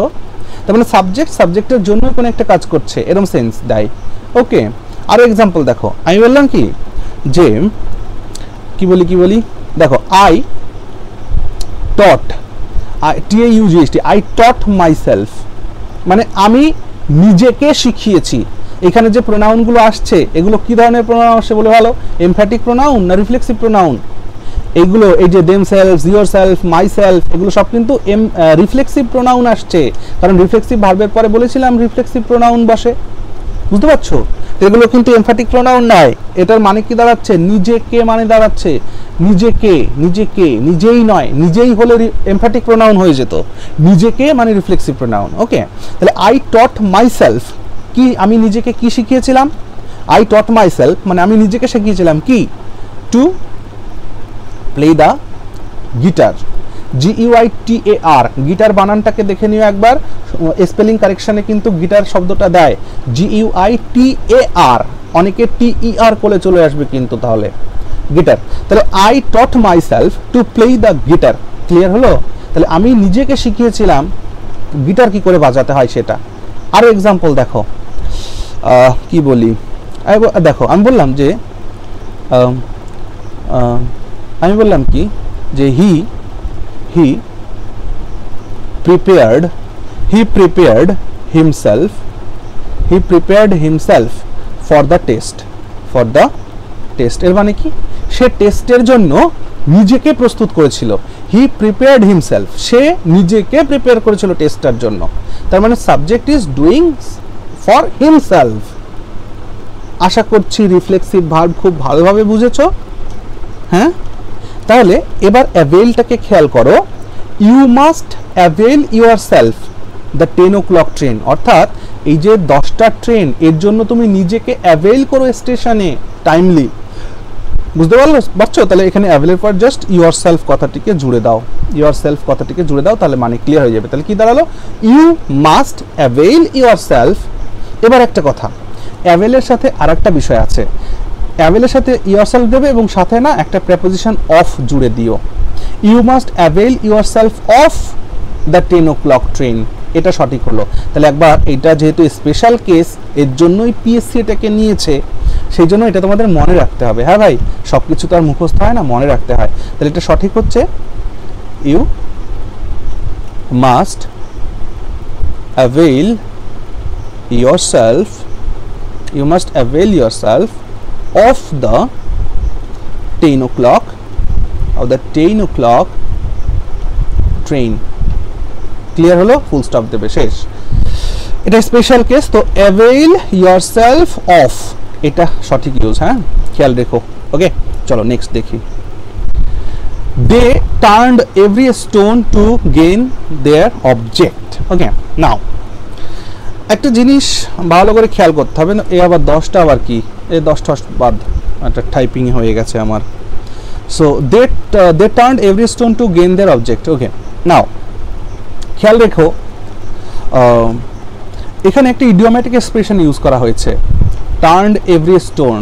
হ্যাঁ, ইডিওম্যাটিক এক্সপ্রেশনে ভুল রয়েছে। সঠিক ইডিওম্যাটিক এক্সপ্রেশনটা কি তোমরা সবাই জানো, এটা সঠিক ইডিওম্যাটিক এক্সপ্রেশনটা কি? সঠিক ইডিওম্যাটিক এক্সপ্রেশনটা হচ্ছে যে লিভ নো স্টোন আনটার্নড, তাই না? সঠিক ইডিওম্যাটিক এক্সপ্রেশনটা কি? Leave no stone unturned. এর মানে কি তাহলে? এর মানে হচ্ছে পসিবল সকল এফার্ট করা। ওকে, অর্থাৎ মানে তার মানে হচ্ছে to make every possible to make every possible effort, মানে যতভাবে চেষ্টা করা যায় ততভাবে চেষ্টা করা। লিভ নো স্টোন আনটার্নড এর মানে এই। কিন্তু যদি তুমি বলো they turned every stone to gain their object, মানে একবার ভালো করে শোনো, আমি দুটো এক্সাম্পল লিখছি, হ্যাঁ আমি দুটো এক্সাম্পল লিখছি ব্যাপারটাকে বোঝানোর জন্য, খেয়াল করবে সবাই। আমি বললাম কি, মনে করো একটা মেয়ে তার একটা কুকুর হারিয়ে গেছে, বুঝেছো, একটা মেয়ে তার কুকুর হারিয়ে গেছে, আর সেই কুকুরটাকে ফিরে পাওয়ার জন্য সে এভরি পসিবল এফার্ট লাগিয়ে দিয়েছে, যত সম্ভাব্য চেষ্টা আছে সে করছে যাতে তার কুকুরটাকে সে ফিরে পায়। সেরকম একটা সেন্স থেকে আমি একটা এক্সাম্পল দুটো এক্সাম্পল লিখছি। আমি বললাম যে she left no stone unturned, no stone unturned to find her lost dog. Okay, lost dog, full stop দাও। তাহলে খেয়াল করো, she left no stone unturned to find her lost dog। তাহলে যে left no stone মানে এটা যেহেতু past tense এ করছি তাই লিভ এর past tense টা করে দিয়েছি, past ফর্মটা করে দিয়েছি এখানে, বাকি সব সেম। তাহলে লিভ নো স্টোন আনটার্নড বা past tense এ left no stone unturned, এটা হচ্ছে কারেক্ট idiomatic এক্সপ্রেশন। ওকে, কারেক্ট ইডিওমেটিক এক্সপ্রেশন, এটা সঠিক ব্যবহার। এর মানে কি, এর মানে হচ্ছে সে তার কুকুরটাকে ফিরে পাওয়ার জন্য পসিবল সকল এফর্টটাকে কাজে লাগাচ্ছে বা লাগিয়েছিল, ফার্স্ট টেন্স যেহেতু। ওকে, নাও এবার এটাকে যদি এই সেন্টেন্সে যা দেওয়া আছে এরকম করে যদি আমি লিখি তাহলে কি মানে দাঁড়ায় একবার ভালো করে বোঝো। বললাম যে শি টার্নড এভরি EVERY, হ্যাঁ every stone, she turned every stone to find her lost dog। এটা যদি আমি লিখি এর মানে কি দাঁড়ায় বলো তো, সে প্রত্যেকটা স্টোন উঠিয়ে উঠিয়ে দেখেছিল তার কুকুর কোথায় আছে। তার মানে কি দাঁড়াচ্ছে, তার মানে দাঁড়াচ্ছে যে তার কুকুর ওই পাথরের নিচে লুকিয়েছে গিয়ে বোধহয়। আসলে কি এটা বলতে চেয়েছে এই সেন্টেন্সের মাধ্যমে, নাকি এই সেন্টেন্সের মাধ্যমে বলতে চেয়েছে যে সে তার অবজেক্টটাকে গেইন করার জন্য, সে তার অবজেক্টটাকে গেইন করার জন্য বা তারা তাদের অবজেক্টটাকে গেইন করার জন্য সকল পসিবল এফার্ট তারা লাগিয়েছিল, এটা বলতে চাইছে না নাকি? তাহলে এবার এটাও এক্সাম্পল দেখো, she turned every stone to find a lost dog, তার মানে সে তার হারিয়ে যাওয়া কুকুরটাকে খোঁজার জন্য প্রত্যেকটা পাথরকে উঠিয়ে দেখিয়েছিল, দেখি এই পাথরের নিচে আছে নাকি, দেখি ওই পাথরের নিচে আছে নাকি। So it is not correct, it is correct. Okay, so সেই ক্ষেত্রে এখানেও কি করতে হবে তোমাকে, তাহলে ইডিওমেটিক এক্সপ্রেশনটাকে ঠিক করে দিতে হবে। তাহলে কি বলতে হবে, কারেক্ট শব্দটা, কারেক্ট সেন্টেন্সটা কি হবে দেখো একবার, এটা কারেক্ট সেন্টেন্স হয়ে যাবে যে দে left no stone unturned, they left no stone unturned কিসের জন্য, to gain their object। Okay, object মানে লক্ষ্য বা উদ্দেশ্য। ওকে, বেশ, আশা করছি বুঝতে পারছো। চলো 3 নাম্বার দেখো।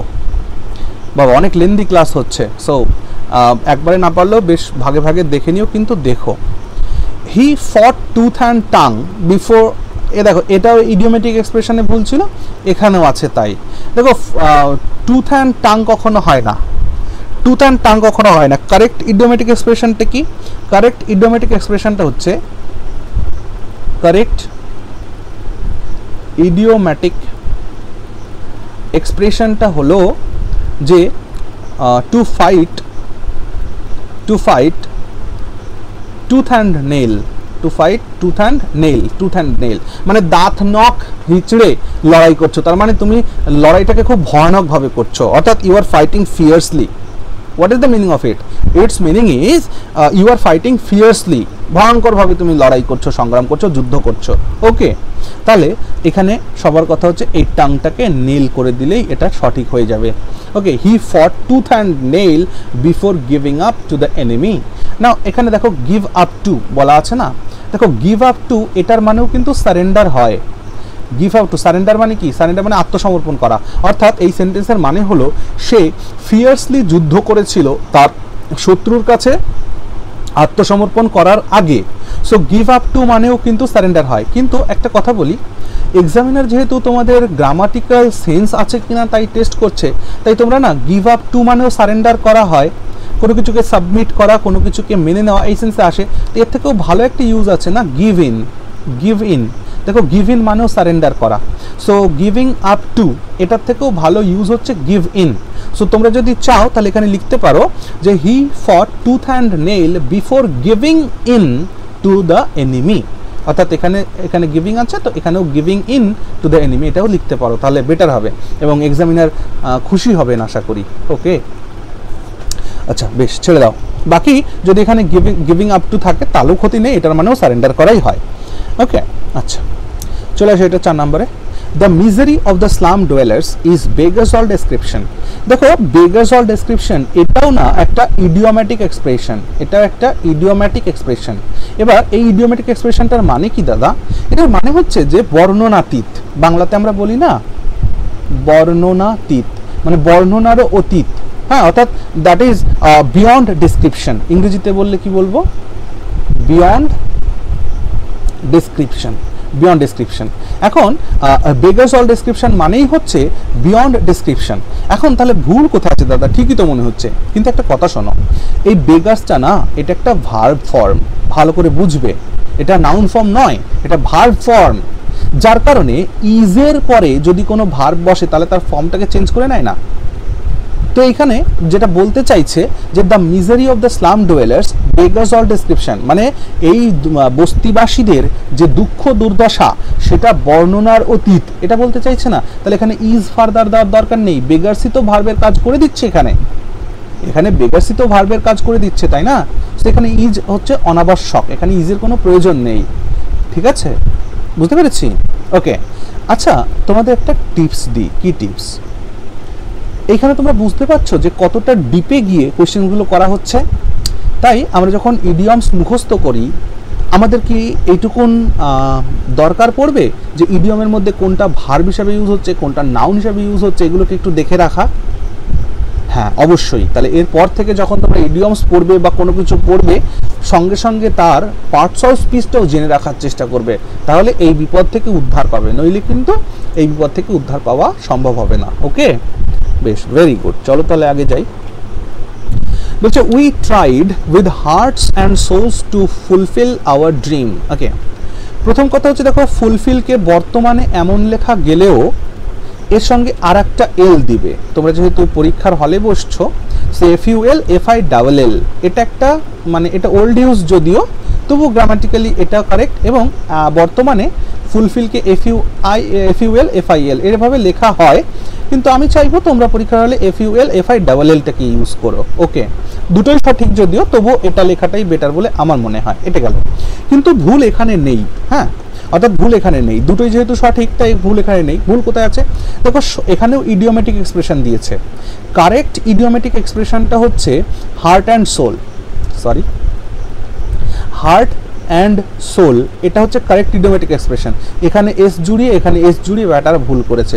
সো এখান থেকে এসটাকে ডিলিট করবে, এখান থেকে এসটাকে ডিলিট করবে, তাহলে এটা সঠিক হয়ে যাবে। অর্থাৎ we tried with heart and soul to fulfil our dream. Heart and soul মানে হৃদয় দিয়ে, মন দিয়ে, ভাবনা দিয়ে, আবেগ দিয়ে আমরা কাজটা করেছি। ওকে, আমাদের ড্রিমটাকে ফুলফিল করার জন্য এই সেন্স আসছে এখানে। ওকে, বেশ, তারপরেরটা চলো। I left my native village with all my bag and baggages. দেখো ব্যাগ অ্যান্ড ব্যাগেজেস এটাও একটা idiomatic expression. Okay, now bag and baggages মানে এটা মানে কি অল বিলঙ্গিংস, অর্থাৎ আমার কাছে যা আছে সব কিছু, এটা একটা idiomatic expression bag and baggages. তাহলে দেখো 2000 কত সালে, এটা 2010 সালে প্রায় 3-4টে কোশ্চেন কিন্তু ইডিয়মস থেকেই দিয়েছে। সো আমি জানি না এক্সামিনারদের কি মাথায় মানে ভূত চাপে নাকি কোনো কিছু দ্রব্যাদি সেবন করে কোশ্চেন করে, বুঝি না। মানে একই ইয়ারে একই কোশ্চেন করেছে, সব ইডিয়মস দিয়ে কোশ্চেন্স করছে, যে ইডিওমেটিক ভুল দিয়ে। এটা করা ঠিক নয়। একটা রেসপন্সিবল জবের জন্য একটা রেসপন্সিবল কোশ্চেন পেপার সেটারও দরকার আছে, তাই না? সো পিএসসির এটাকে মাথায় রাখা উচিত যে একটা রেসপন্সিবল জবের জন্য আমি ক্যান্ডিডেটকে সিলেক্ট করছি বা সিলেকশনের প্রসেস করছি, তো সেইখানে এক্সামিনার যিনি হবেন, যিনি কোশ্চেন তৈরি করবেন, তার মধ্যেও একটু সেন্স থাকা দরকার আছে, তাই না? 3-4টে কোশ্চেন পর আমরা দেখলাম যেখানে ইডিয়মস থেকে করছে। So what is this? Okay, ছেড়ে দাও। তাহলে অল ব্যাগ অ্যান্ড ব্যাগেজ এর মানে হচ্ছে অল বিলঙ্গিংস। এখন সমস্যাটা কোথায়? তোমরা শুনেছো যে BAGGAGE ব্যাগেজ, এই ব্যাগেজ কথাটা একটা আনকাউন্টেবল নাউন। কি এটা? এটা একটা আনকাউন্টেবল নাউন, মানে যাকে গণনা করা যায় না। তাহলে কেন আমি এর সঙ্গে এস দিচ্ছি, ব্যাগেজেস কেন করছি, এটা করা যাবে না। এসটা ডিলিট করলে সেন্টেন্সটা ঠিক আছে। তাহলে I left my native village, আমি আমার গ্রামের বাড়ি ছেড়েছিলাম বা আমি আমার গ্রামকে ছেড়েছিলাম with all my bag and baggage, আমার যা কিছু ছিল সবটা নিয়ে। ওকে, সো এখানে ব্যাগেজেসের এসটা দেওয়া যাবে না, ঠিক গেল এটা। তারপর কি বলছে, they have enjoyed Kashmir before they met a train accident. Okay, বেশ। আচ্ছা, এখানে একটা কথা বলি, দেখো মনে করো আমি রামের সঙ্গে দেখা করলাম, তো সেই ক্ষেত্রে আমি বলতে পারি যে আই মেট রাম ইয়েস্টারডে, এমন বলে দিলাম, এতে কোনো ভুল নেই, এটা একদম কারেক্ট। কিন্তু মেট মানে সাক্ষাৎ করা, কিন্তু তুমি যদি এমন কিছু সাক্ষাৎ করো দ্যাট ইজ আনফরচুনেট, আরেকবার বলি, তুমি এমন কিছুর সঙ্গে সাক্ষাৎ করছো দ্যাট ইজ আনফরচুনেট, তখন না মেটের সঙ্গে একটু উইথ দেবে। হ্যাঁ, অর্থাৎ meet plus with plus unfortunate. Unfortunate মানে কি, মানে দুর্ভাগ্যের কোনো একটা ব্যাপার, আনফরচুনেট ইভেন্টস। কোনো আনফরচুনেট ইভেন্টস যদি হয়, কোনো ট্র্যাজেডি যেন এরকম ঘটনার সাথে যদি সাক্ষাৎ করো, তাহলে মিট উইথ লেখাটা বেটার। ওকে, তাই তুমি এইটাকে না এভাবে করতে পারতে যে they enjoyed Kashmir before they met with a train accident, অর্থাৎ এখানে জাস্ট একটা উইথকে ঢুকিয়ে দিতে হতো, এভাবে করলেও সেন্টেন্সটি ঠিক হতো। আবার এই সেন্টেন্সটিকে যদি তুমি টেন্সের পার্সপেক্টিভে দেখো, ভালো করে বুঝবে, টেন্সের পার্সপেক্টিভে দেখলে কিন্তু এই সেন্টেন্সটি ভুল আছে। কেন? কারণ দেখো, একটা কাজ আর একটা কাজের আগে হয়েছে অতীতকালে, তাহলে অতীতকালে একটা কাজ যখন আর একটা কাজের আগে হয়, তাহলে তার জন্য কোন ধরনের টেন্স ইউজ হয়? পাস্ট পারফেক্ট টেন্স ইউজ হয় না। অর্থাৎ দে এনজয়েড কাশ্মীর, এই ঘটনাটা আগে ঘটেছে, before they met a train accident, train অ্যাক্সিডেন্টটা পরে হয়েছে, অর্থাৎ ট্রেন অ্যাক্সিডেন্টের সাথে তাদের সাক্ষাৎটা পরে হয়েছে, তাই না? তাহলে সেই ক্ষেত্রে আমার মনে হয় আমি যদি পরীক্ষার হলে থাকতাম, তাহলে আমি এই পাস্ট পারফেক্ট টেন্সের যে কনসেপ্ট সেটাকে এখানে ইউজ করতাম। কারণ অতীতকালে দুটো কাজ হয়েছে পরপর, একটা কাজ আগে হয়েছে, একটা কাজ পরে হয়েছে, এরকম ঘটনা ঘটলে আগের কাজটার ক্ষেত্রে পাস্ট পারফেক্ট করতে হয়। তাহলে এটাকে আমরা সঠিকভাবে এভাবে লিখব যে যেহেতু এটার আনসার কি নেই, তাই আমরা জানি না পিএসসি কোনটা কি গ্রহণ করেছে, তবুও আমি পসিবল সমস্ত ওয়েই কিন্তু তোমাদের প্রত্যেকটা কোয়েশ্চেনে বলে দিচ্ছি। ওকে, বেশ, দেখো এটা এইভাবে লিখবো। দেখো, দে এনজয়েড কাশ্মীর, এই ঘটনাটা আগে ঘটেছিল, তারপর গিয়ে তারা একটা ট্রেন অ্যাক্সিডেন্টের সম্মুখীন হয়েছে, তার মানে আগে যেটা ঘটেছিল তার ক্ষেত্রে পাস্ট পারফেক্ট করে দিব। অর্থাৎ এমন করব যে they had enjoyed, okay, they had enjoyed Kashmir, they had enjoyed Kashmir before they met with a train accident এমনটা। ওকে, আর যদি মনে করো যে দাদা মেট দেব না, হ্যাঁ মেট দেবো না, তাহলে মেট উইথকে যদি তুমি না দাও, এখানে জাস্ট হ্যাড দিলেও হবে। অর্থাৎ they had enjoyed Kashmir before they had a train accident, এটা করলেও হবে। মেট উইথ না দিতে চাইলে জাস্ট হ্যাড বসিয়ে দাও, হ্যাভ ভার্বের থার্ড ফর্ম, ওকে, মানে সরি হ্যাভ ভার্বের ফার্স্ট ফর্ম বসিয়ে দাও। ওকে, এটা V2 কিন্তু, হ্যাঁ মাথায় রেখো। যাই হোক, চল তাহলে তারপর কি আছে দেখি। Mister Bose was appointed as the chairman of the local committee. আচ্ছা, এই সেন্টেন্সের মধ্যে দেখো, সবার আগে তো এই ভুলটার কথা বলি, কমিটি বানান কি এইটা নাকি? না তো, কমিটি বানান হচ্ছে CO, দুটো MI, দুটো T, দুটো E, এই হচ্ছে কমিটি বানান, COMMITTEE, কমিটি। সো এই ভুলটা প্রথমত এখানে লক্ষ্য হলো। আরেকটা জিনিস খেয়াল করবা, অ্যাপয়েন্ট করা মানেই কাউকে কোনো কিছুতে অ্যাপয়েন্ট করা। সো অ্যাপয়েন্টের পরে আননেসেসারি অ্যাজের প্রয়োজন নেই, কিন্তু আমরা অনেক সময় বলার ভাষাতে বা ইনফর্মাল ইউজে, আমি বলেছি ইনফর্মাল আর ফর্মাল দুটো ব্যাপার আছে, ইনফর্মাল ইউজে আমরা অ্যাপয়েন্টের পরে অ্যাজ ইউজ করি, কিন্তু এটা উচিত নয়।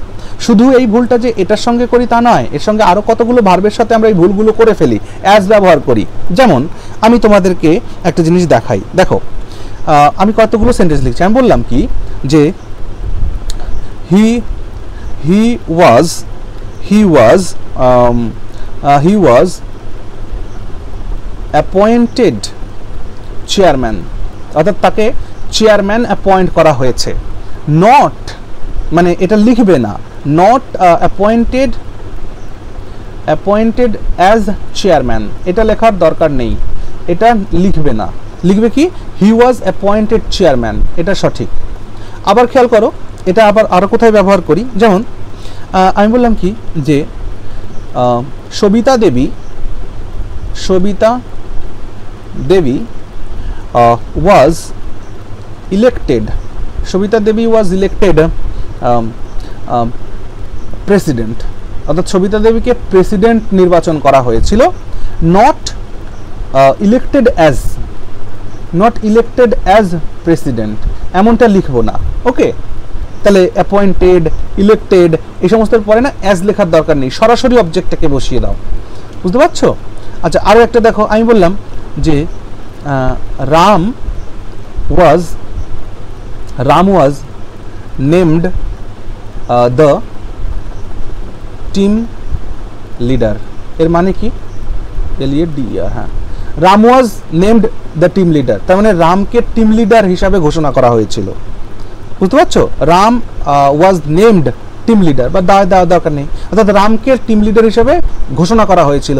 এখানে কখনোই লিখবো না যে not named as team leader, এটা লিখবো না, অ্যাজ লিখবো না। তাহলে এই ধরনের ক্ষেত্রে কাউকে কোনো জায়গায় নির্বাচিত করা, ঘোষণা করা, কাউকে কোনো পদ দেওয়া, সেই ক্ষেত্রে অ্যাজের প্রয়োগটা একেবারেই অনুচিত। তো সেই ক্ষেত্রে এখানে mister Bose was appointed the chairman of the local committee, এই বানানটা ঠিক করবো, এখানে অ্যাজটাকে ডিলিট করবো, তাহলে এই সেন্টেন্সটা কারেক্ট হয়ে যাবে। ওকে, বুঝেছি?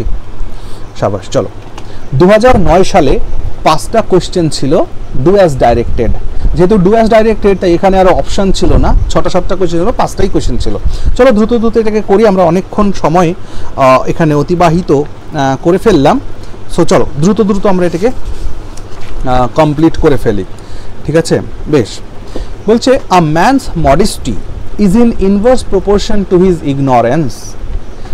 সেন্টেন্সটা খুব কঠিন মনে হচ্ছে, কিন্তু কঠিন নয়। এটার বাংলা মানে কি জানো? এটার বাংলা মানে হচ্ছে একজন মানুষের মডেস্টি তার অজ্ঞতার বিপরীত অনুপাতে সম্পর্কিত। মানে ভালো কষ্ট পাওয়ার দরকার নেই, বোঝো আগে ব্যাপারটা। এখানে বলছে যে তার মানে বলতে চাইছে মূর্খ, যে মূর্খ তার অহংকার বেশি, আর যে জ্ঞানী তার অহংকার কম, মানে তার মধ্যে বিনয় ভাবটা আছে, মডেস্টির ভাবটা রয়েছে, এটা আর কি এটার মানে, বুঝতে পারলে? তার মানে তোমরা এখানে যদি লিখতে চাও লিখতে পারো যে যখন অজ্ঞতা বাড়ে তখন বিনয় কমে, আর যখন অজ্ঞতা কমে তখন বিনয় বাড়ে। তার মানে একটা বাড়ছে একটা কমছে, এটা কি ইনভার্স প্রপোর্শনের রিলেশন না? এটা তো ইনভার্স প্রপোর্শনাল রিলেশন, তো এই মিনিংটা এটার। তো এটাকে কি করতে বলেছে? Transform into a complex sentence. Okay, very good. দেখো কমপ্লেক্স সেন্টেন্সে টার্ন করবো। দেখো আমাদের অনেক ভিডিও লম্বা হয়ে যাচ্ছে, এই জন্য আমি আর ডিটেলসে যাবো না, দ্রুত উত্তর করে বেরোবো, সামান্য কিছু বলবো। সেটা যে যখন এটাকে কমপ্লেক্স সেন্টেন্সে, দেখো কমপ্লেক্স সেন্টেন্সে টার্ন করতে গেলে কি লাগবে, আমার একটা মেইন ক্লজের পাশাপাশি একটা সাবঅর্ডিনেট ক্লজ আমাকে ইউজ করতে হবে। ওকে, সাবঅর্ডিনেট ক্লজ ইউজ করতে হবে। তাহলে এটাকে আমরা এমনভাবে ব্যবহার করি যে আমরা এটাকে এমনভাবে লিখতে পারি যে দামোরের ইউজটা করতে পারি। যেমন বলতে পারি যে দ্য মোর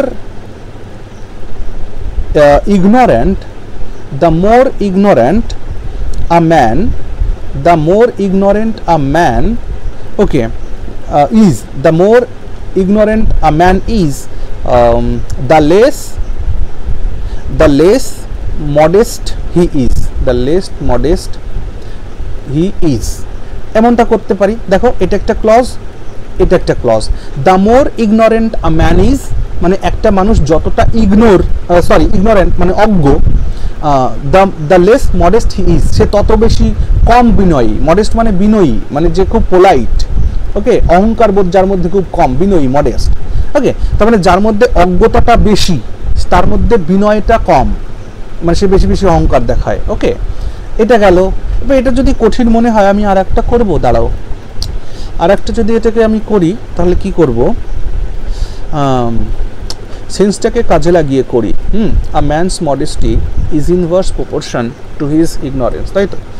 আচ্ছা চলো এটাকে এভাবেও করতে পারো, অর দিয়ে। এটা কঠিন মনে হবে তোমাদের, আমি 100% শিওর, কারণ দামোরের ইউজটা তোমাদের এখনো এখনো পড়োনি বা পড়ানো হয়নি, বা পড়ে থাকলে তোমরা বুঝতেই পারছো কি হয়েছে এখানে না হয়েছে। চলো আরেকটা বলছি আমি, এখানে তোমরা লেখো যে a man a man becomes less modest, a man becomes less modest মানে একটা লোক কম মডেস্ট হয়ে পড়ে as his যখন তার as his ignorance increases, এটা লেখো, খুব সুন্দর হয়েছে। a man becomes less modest, একজন লোক less modest হয়ে পড়ে, হ্যাঁ মানে কম বিনয়ী হয়ে পড়ে as his ignorance increases, যখন তার ইগনোরেন্সটা ইনক্রিজ করে। তার মানে একটা কমবে তো একটা বাড়বে, এটাই ইনভার্স রিলেশন, এটাই বলেছিল প্রশ্নে। সো এই দুটোর মধ্যে যে কোনোটা তোমরা নিয়ে নিতে পারো কমপ্লেক্স সেন্টেন্স হিসাবে।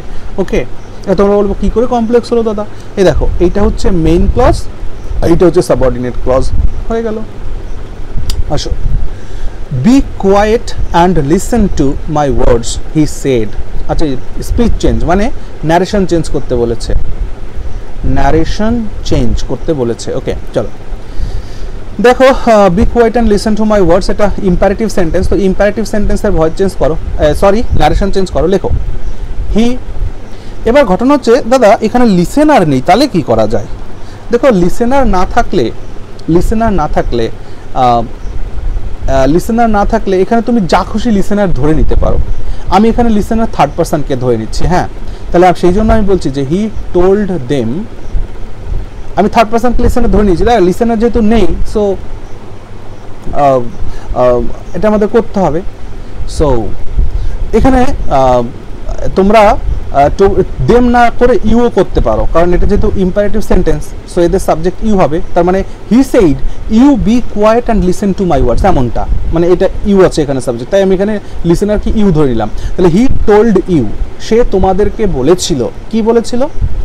টু, ইম্পারেটিভ সেন্টেন্স যেহেতু কমা ইনভার্টেড কমা দেওয়ার কোনো সুযোগ নেই, তাই to be quiet and listen to my words. My first person কাকে রেফার করে? স্পিকারকে রেফার করে। স্পিকার এখানে কে? হি। তাহলে লেখো হি হলে মাইটা কি হয়ে যাবে? His words, that's all. Okay, তাহলে be quiet and listen to my words he said, এটার ন্যারেশন চেঞ্জ করলে দাঁড়ায় he told you to be quiet and listen to his words, এটা হয়ে গেল। ওকে, বাকি যদি তোমরা মনে করতে যে দাদা এখানে আমি ইউ দেবো না, তাহলে এখানে ইউ না দিয়ে দেম দিতে পারতে, কোনো অসুবিধাই হতো না। ওকে, চলো, কারণ এখানে লিসেনার নেই, তো যদিও আমরা এখানে ধরে নিলাম যে এটা ইম্পারেটিভ সেন্টেন্স, সাবজেক্ট ইউ হয়, তাই ইউকে আমরা এখানে লিসেনার হিসেবে ধরে নিলাম, ঠিক আছে? ওকে, বেশ। The sun rose, the mist dispersed, the captain was determined to delay no longer, he gave the order to advance, okay, very good. আচ্ছা, combine into one simple sentence. আচ্ছা, বেশ, দেখো এখানে একটা, দুটো, তিনটে, চারটে বাক্য দিয়েছে, চারটে বাক্য দিয়ে বলছে এটাকে সিম্পল সেন্টেন্সে, মানে ওয়ান সিম্পল সেন্টেন্সে, একটা মাত্র সিম্পল সেন্টেন্সে এটাকে কম্বাইন করো, মানে আসলে এটা কি করতে বলেছে? জয়নিং করতে বলেছে, তাই না? সেন্টেন্সে জয়নিং করতে বলেছে, মাধ্যমিকে যেগুলো করেছো। আচ্ছা, খেয়াল করো, মনে রাখবা যে এই ধরনের ক্ষেত্রে জয়নিংয়ের সময় একটা সিরিজ অফ অ্যাকশন যদি দেখতে পাও, ভালো করে বুঝবে, জয়নিং করার সময় যদি সিরিজ অফ অ্যাকশন দেখতে পাও, তাহলে লাস্টের কাজটাকে কাজ রাখবা, বাকি সবকটাকে কাজ থেকে হাটিয়ে দেবা। মানে বলতে চাইলাম লাস্টের কাজটাকে ভার্ব হিসাবে রাখবা, বাকি সামনের ভার্বগুলোকে একটাও ভার্ব রাখবা না, হয় পার্টিসিপিয়াল ফ্রেজ করে দিবা, নাহলে ইনফিনিটিভ ফ্রেজ করে দেবা, হ্যাঁ, না হলে তোমার প্রেপোজিশনাল ফ্রেজ করে দিবা, যা খুশি করবা, কিন্তু ভার্বটাকে ভার্ব রাখবা না। তাহলে দেখো, আমি এখানে ডিটেলসে বোঝানোর সময় তো নেই, অনেকটা লম্বা হয়ে যাচ্ছে ভিডিওটা, আমি এর জন্য করেছি। দেখো, দ্য সান রোজ, এইটাকে আমি করে দিচ্ছি কি, দুইভাবে এটাকে আমি করতে পারি, অনেকভাবে করা যেতে পারে, সব থেকে সহজ পদ্ধতিতে বলি। দ্য সান রোজ, এটাকে আর ভার্ব হিসেবে রাখবো না, তাই এটাকে পার্টিসিপিয়াল ফ্রেজ করে দিই। তাহলে করে দিলাম পার্টিসিপিয়াল ফ্রেজ, মানে উইথ দ্য রাইজিং সান, দেখো উইথ দ্য রাইজিং সান, ওকে, অর্থাৎ সূর্য উদয়ের সঙ্গে সঙ্গে, হ্যাঁ, বা উইথ দ্য সান রাইজিং, এমনটা করো, রাইজিং সান না করে, এক মিনিট দাঁড়াও, with the sun rising, with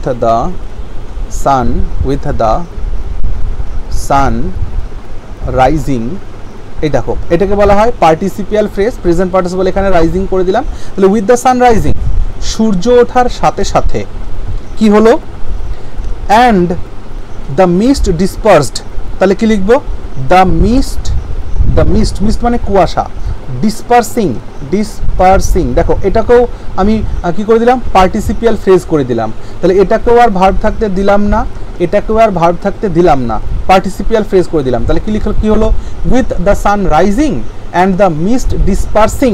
ওকে, তারপর এই পার্টটাকেও আর সাবজেক্ট ভার্বের কম্বিনেশনে রাখবো না, শুধু এইটাকে রাখবো ভার্ব হিসাবে, এটাকে ভার্ব হিসাবে রাখবো। দ্য ক্যাপ্টেন ওয়াজ ডিটারমাইন্ড, তাহলে এখানে লিখতে পারি কমা দিয়ে একটা, যে দ্য ডিটারমাইন্ড ক্যাপ্টেন, বলো লিখতে পারি কিনা, দ্য ডিটারমাইন্ড ক্যাপ্টেন। ওকে, এখানে ডিটারমাইন্ডকে আমি এই ক্যাপ্টেনের অ্যাডজেক্টিভ হিসেবে ব্যবহার করে ফেললাম পাস্ট পার্টিসিপল ফর্মটাকে। ওকে, তাহলে দ্য ক্যাপ্টেন ওয়াজ ডিটারমাইন্ড, তার মানে কি, দ্য ডিটারমাইন্ড ক্যাপ্টেন, হ্যাঁ, ডিটারমাইন্ড ক্যাপ্টেন কি করেছিল, গেভ দ্য অর্ডার, এই পার্টটাকে নিয়ে আসছে এবার, গেভ দ্য, সাবজেক্ট পেয়ে গেছি যেহেতু এটা সাবজেক্ট, মানে দ্য ডিটারমাইন্ড এই পুরো পার্টটা হচ্ছে subject, gave the order to advance, লিখে দাও, অ্যাডভান্স করা মানে অগ্রসর করা, to advance, gave the order to advance. Okay, তারপর দেখো একটা পার্ট আমরা ছেড়ে এসেছিলাম, টু ডিলে নো লঙ্গার, আর যাতে দেরি না করি, মানে সূর্য ওঠার সাথে সাথে যখন কুয়াশাটা ডিসঅ্যাপিয়ার হয়েছে তখন ক্যাপ্টেন ডিটারমাইন্ড হয়ে তার সৈন্যদেরকে বলেছে, ভাই এবার অ্যাডভান্স করো, চলো চলো আগে বাড়ো। এটা হচ্ছে সেন্টেন্সগুলোর। তাহলে কি লিখছি, with the sun rising, the mist dispersing, the determined captain gave the order to advance. Okay, without further delay, that's all. দেখো কত সুন্দর হলো, DELY, সরি ডিলে বানানটা কি লিখছি আমি, মাথা খারাপ হয়ে গেছে আমার, এটা ঠিক আছে।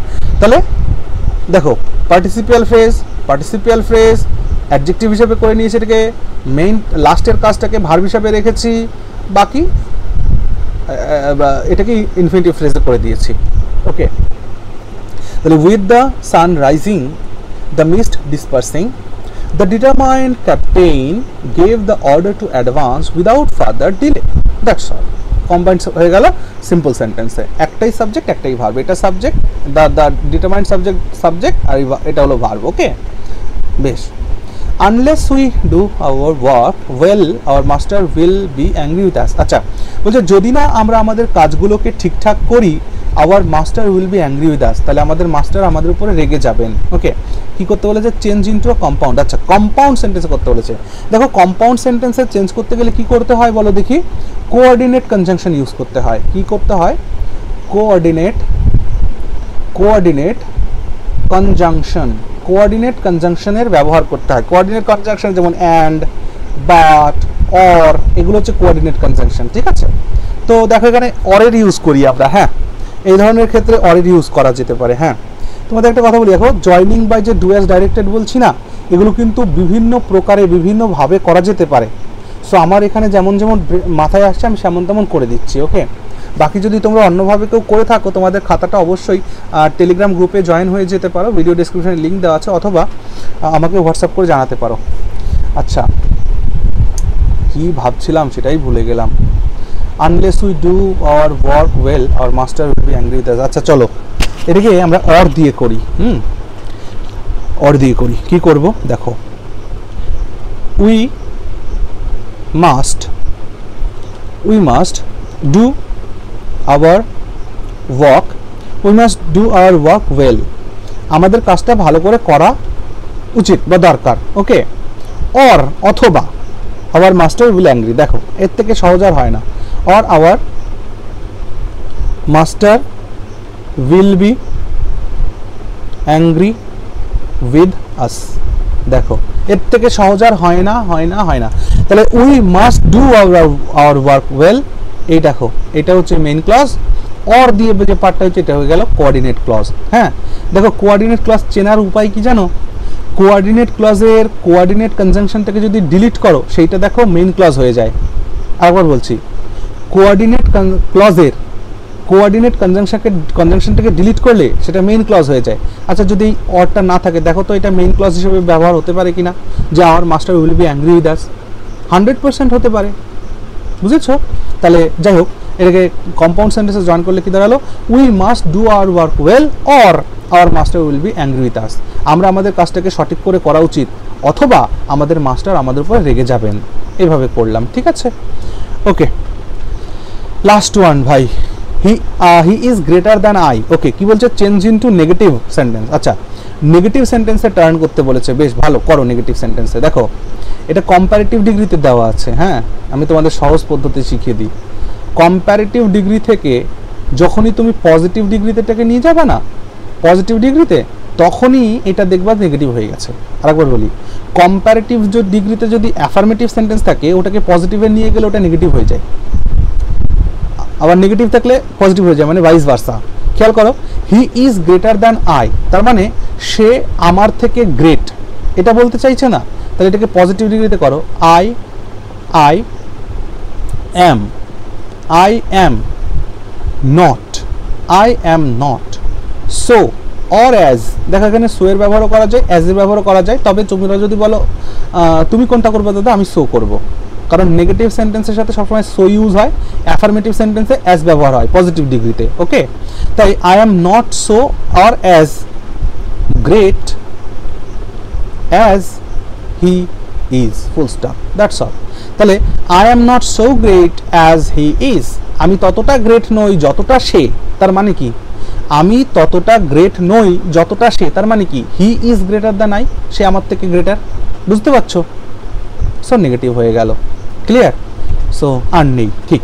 তো এই পর্যন্তই। সো ক্লাসটি লাস্ট পর্যন্ত যারা দেখেছো, কেমন তোমাদের লেগেছে অবশ্যই কমেন্ট সেকশনে জানিও। আর যদি তোমরা চাও যে হ্যাঁ তোমাদের একটা ইংলিশের ব্যাচ হোক, তাহলে অবশ্যই একবার আমাকে হোয়াটসঅ্যাপ করো, গ্রুপ ডেসক্রিপশানে, ভিডিও ডেসক্রিপশানে হোয়াটসঅ্যাপ নাম্বার পাবে। ওকে, ঠিক আছে, ভালো থেকো সবাই, গুড নাইট।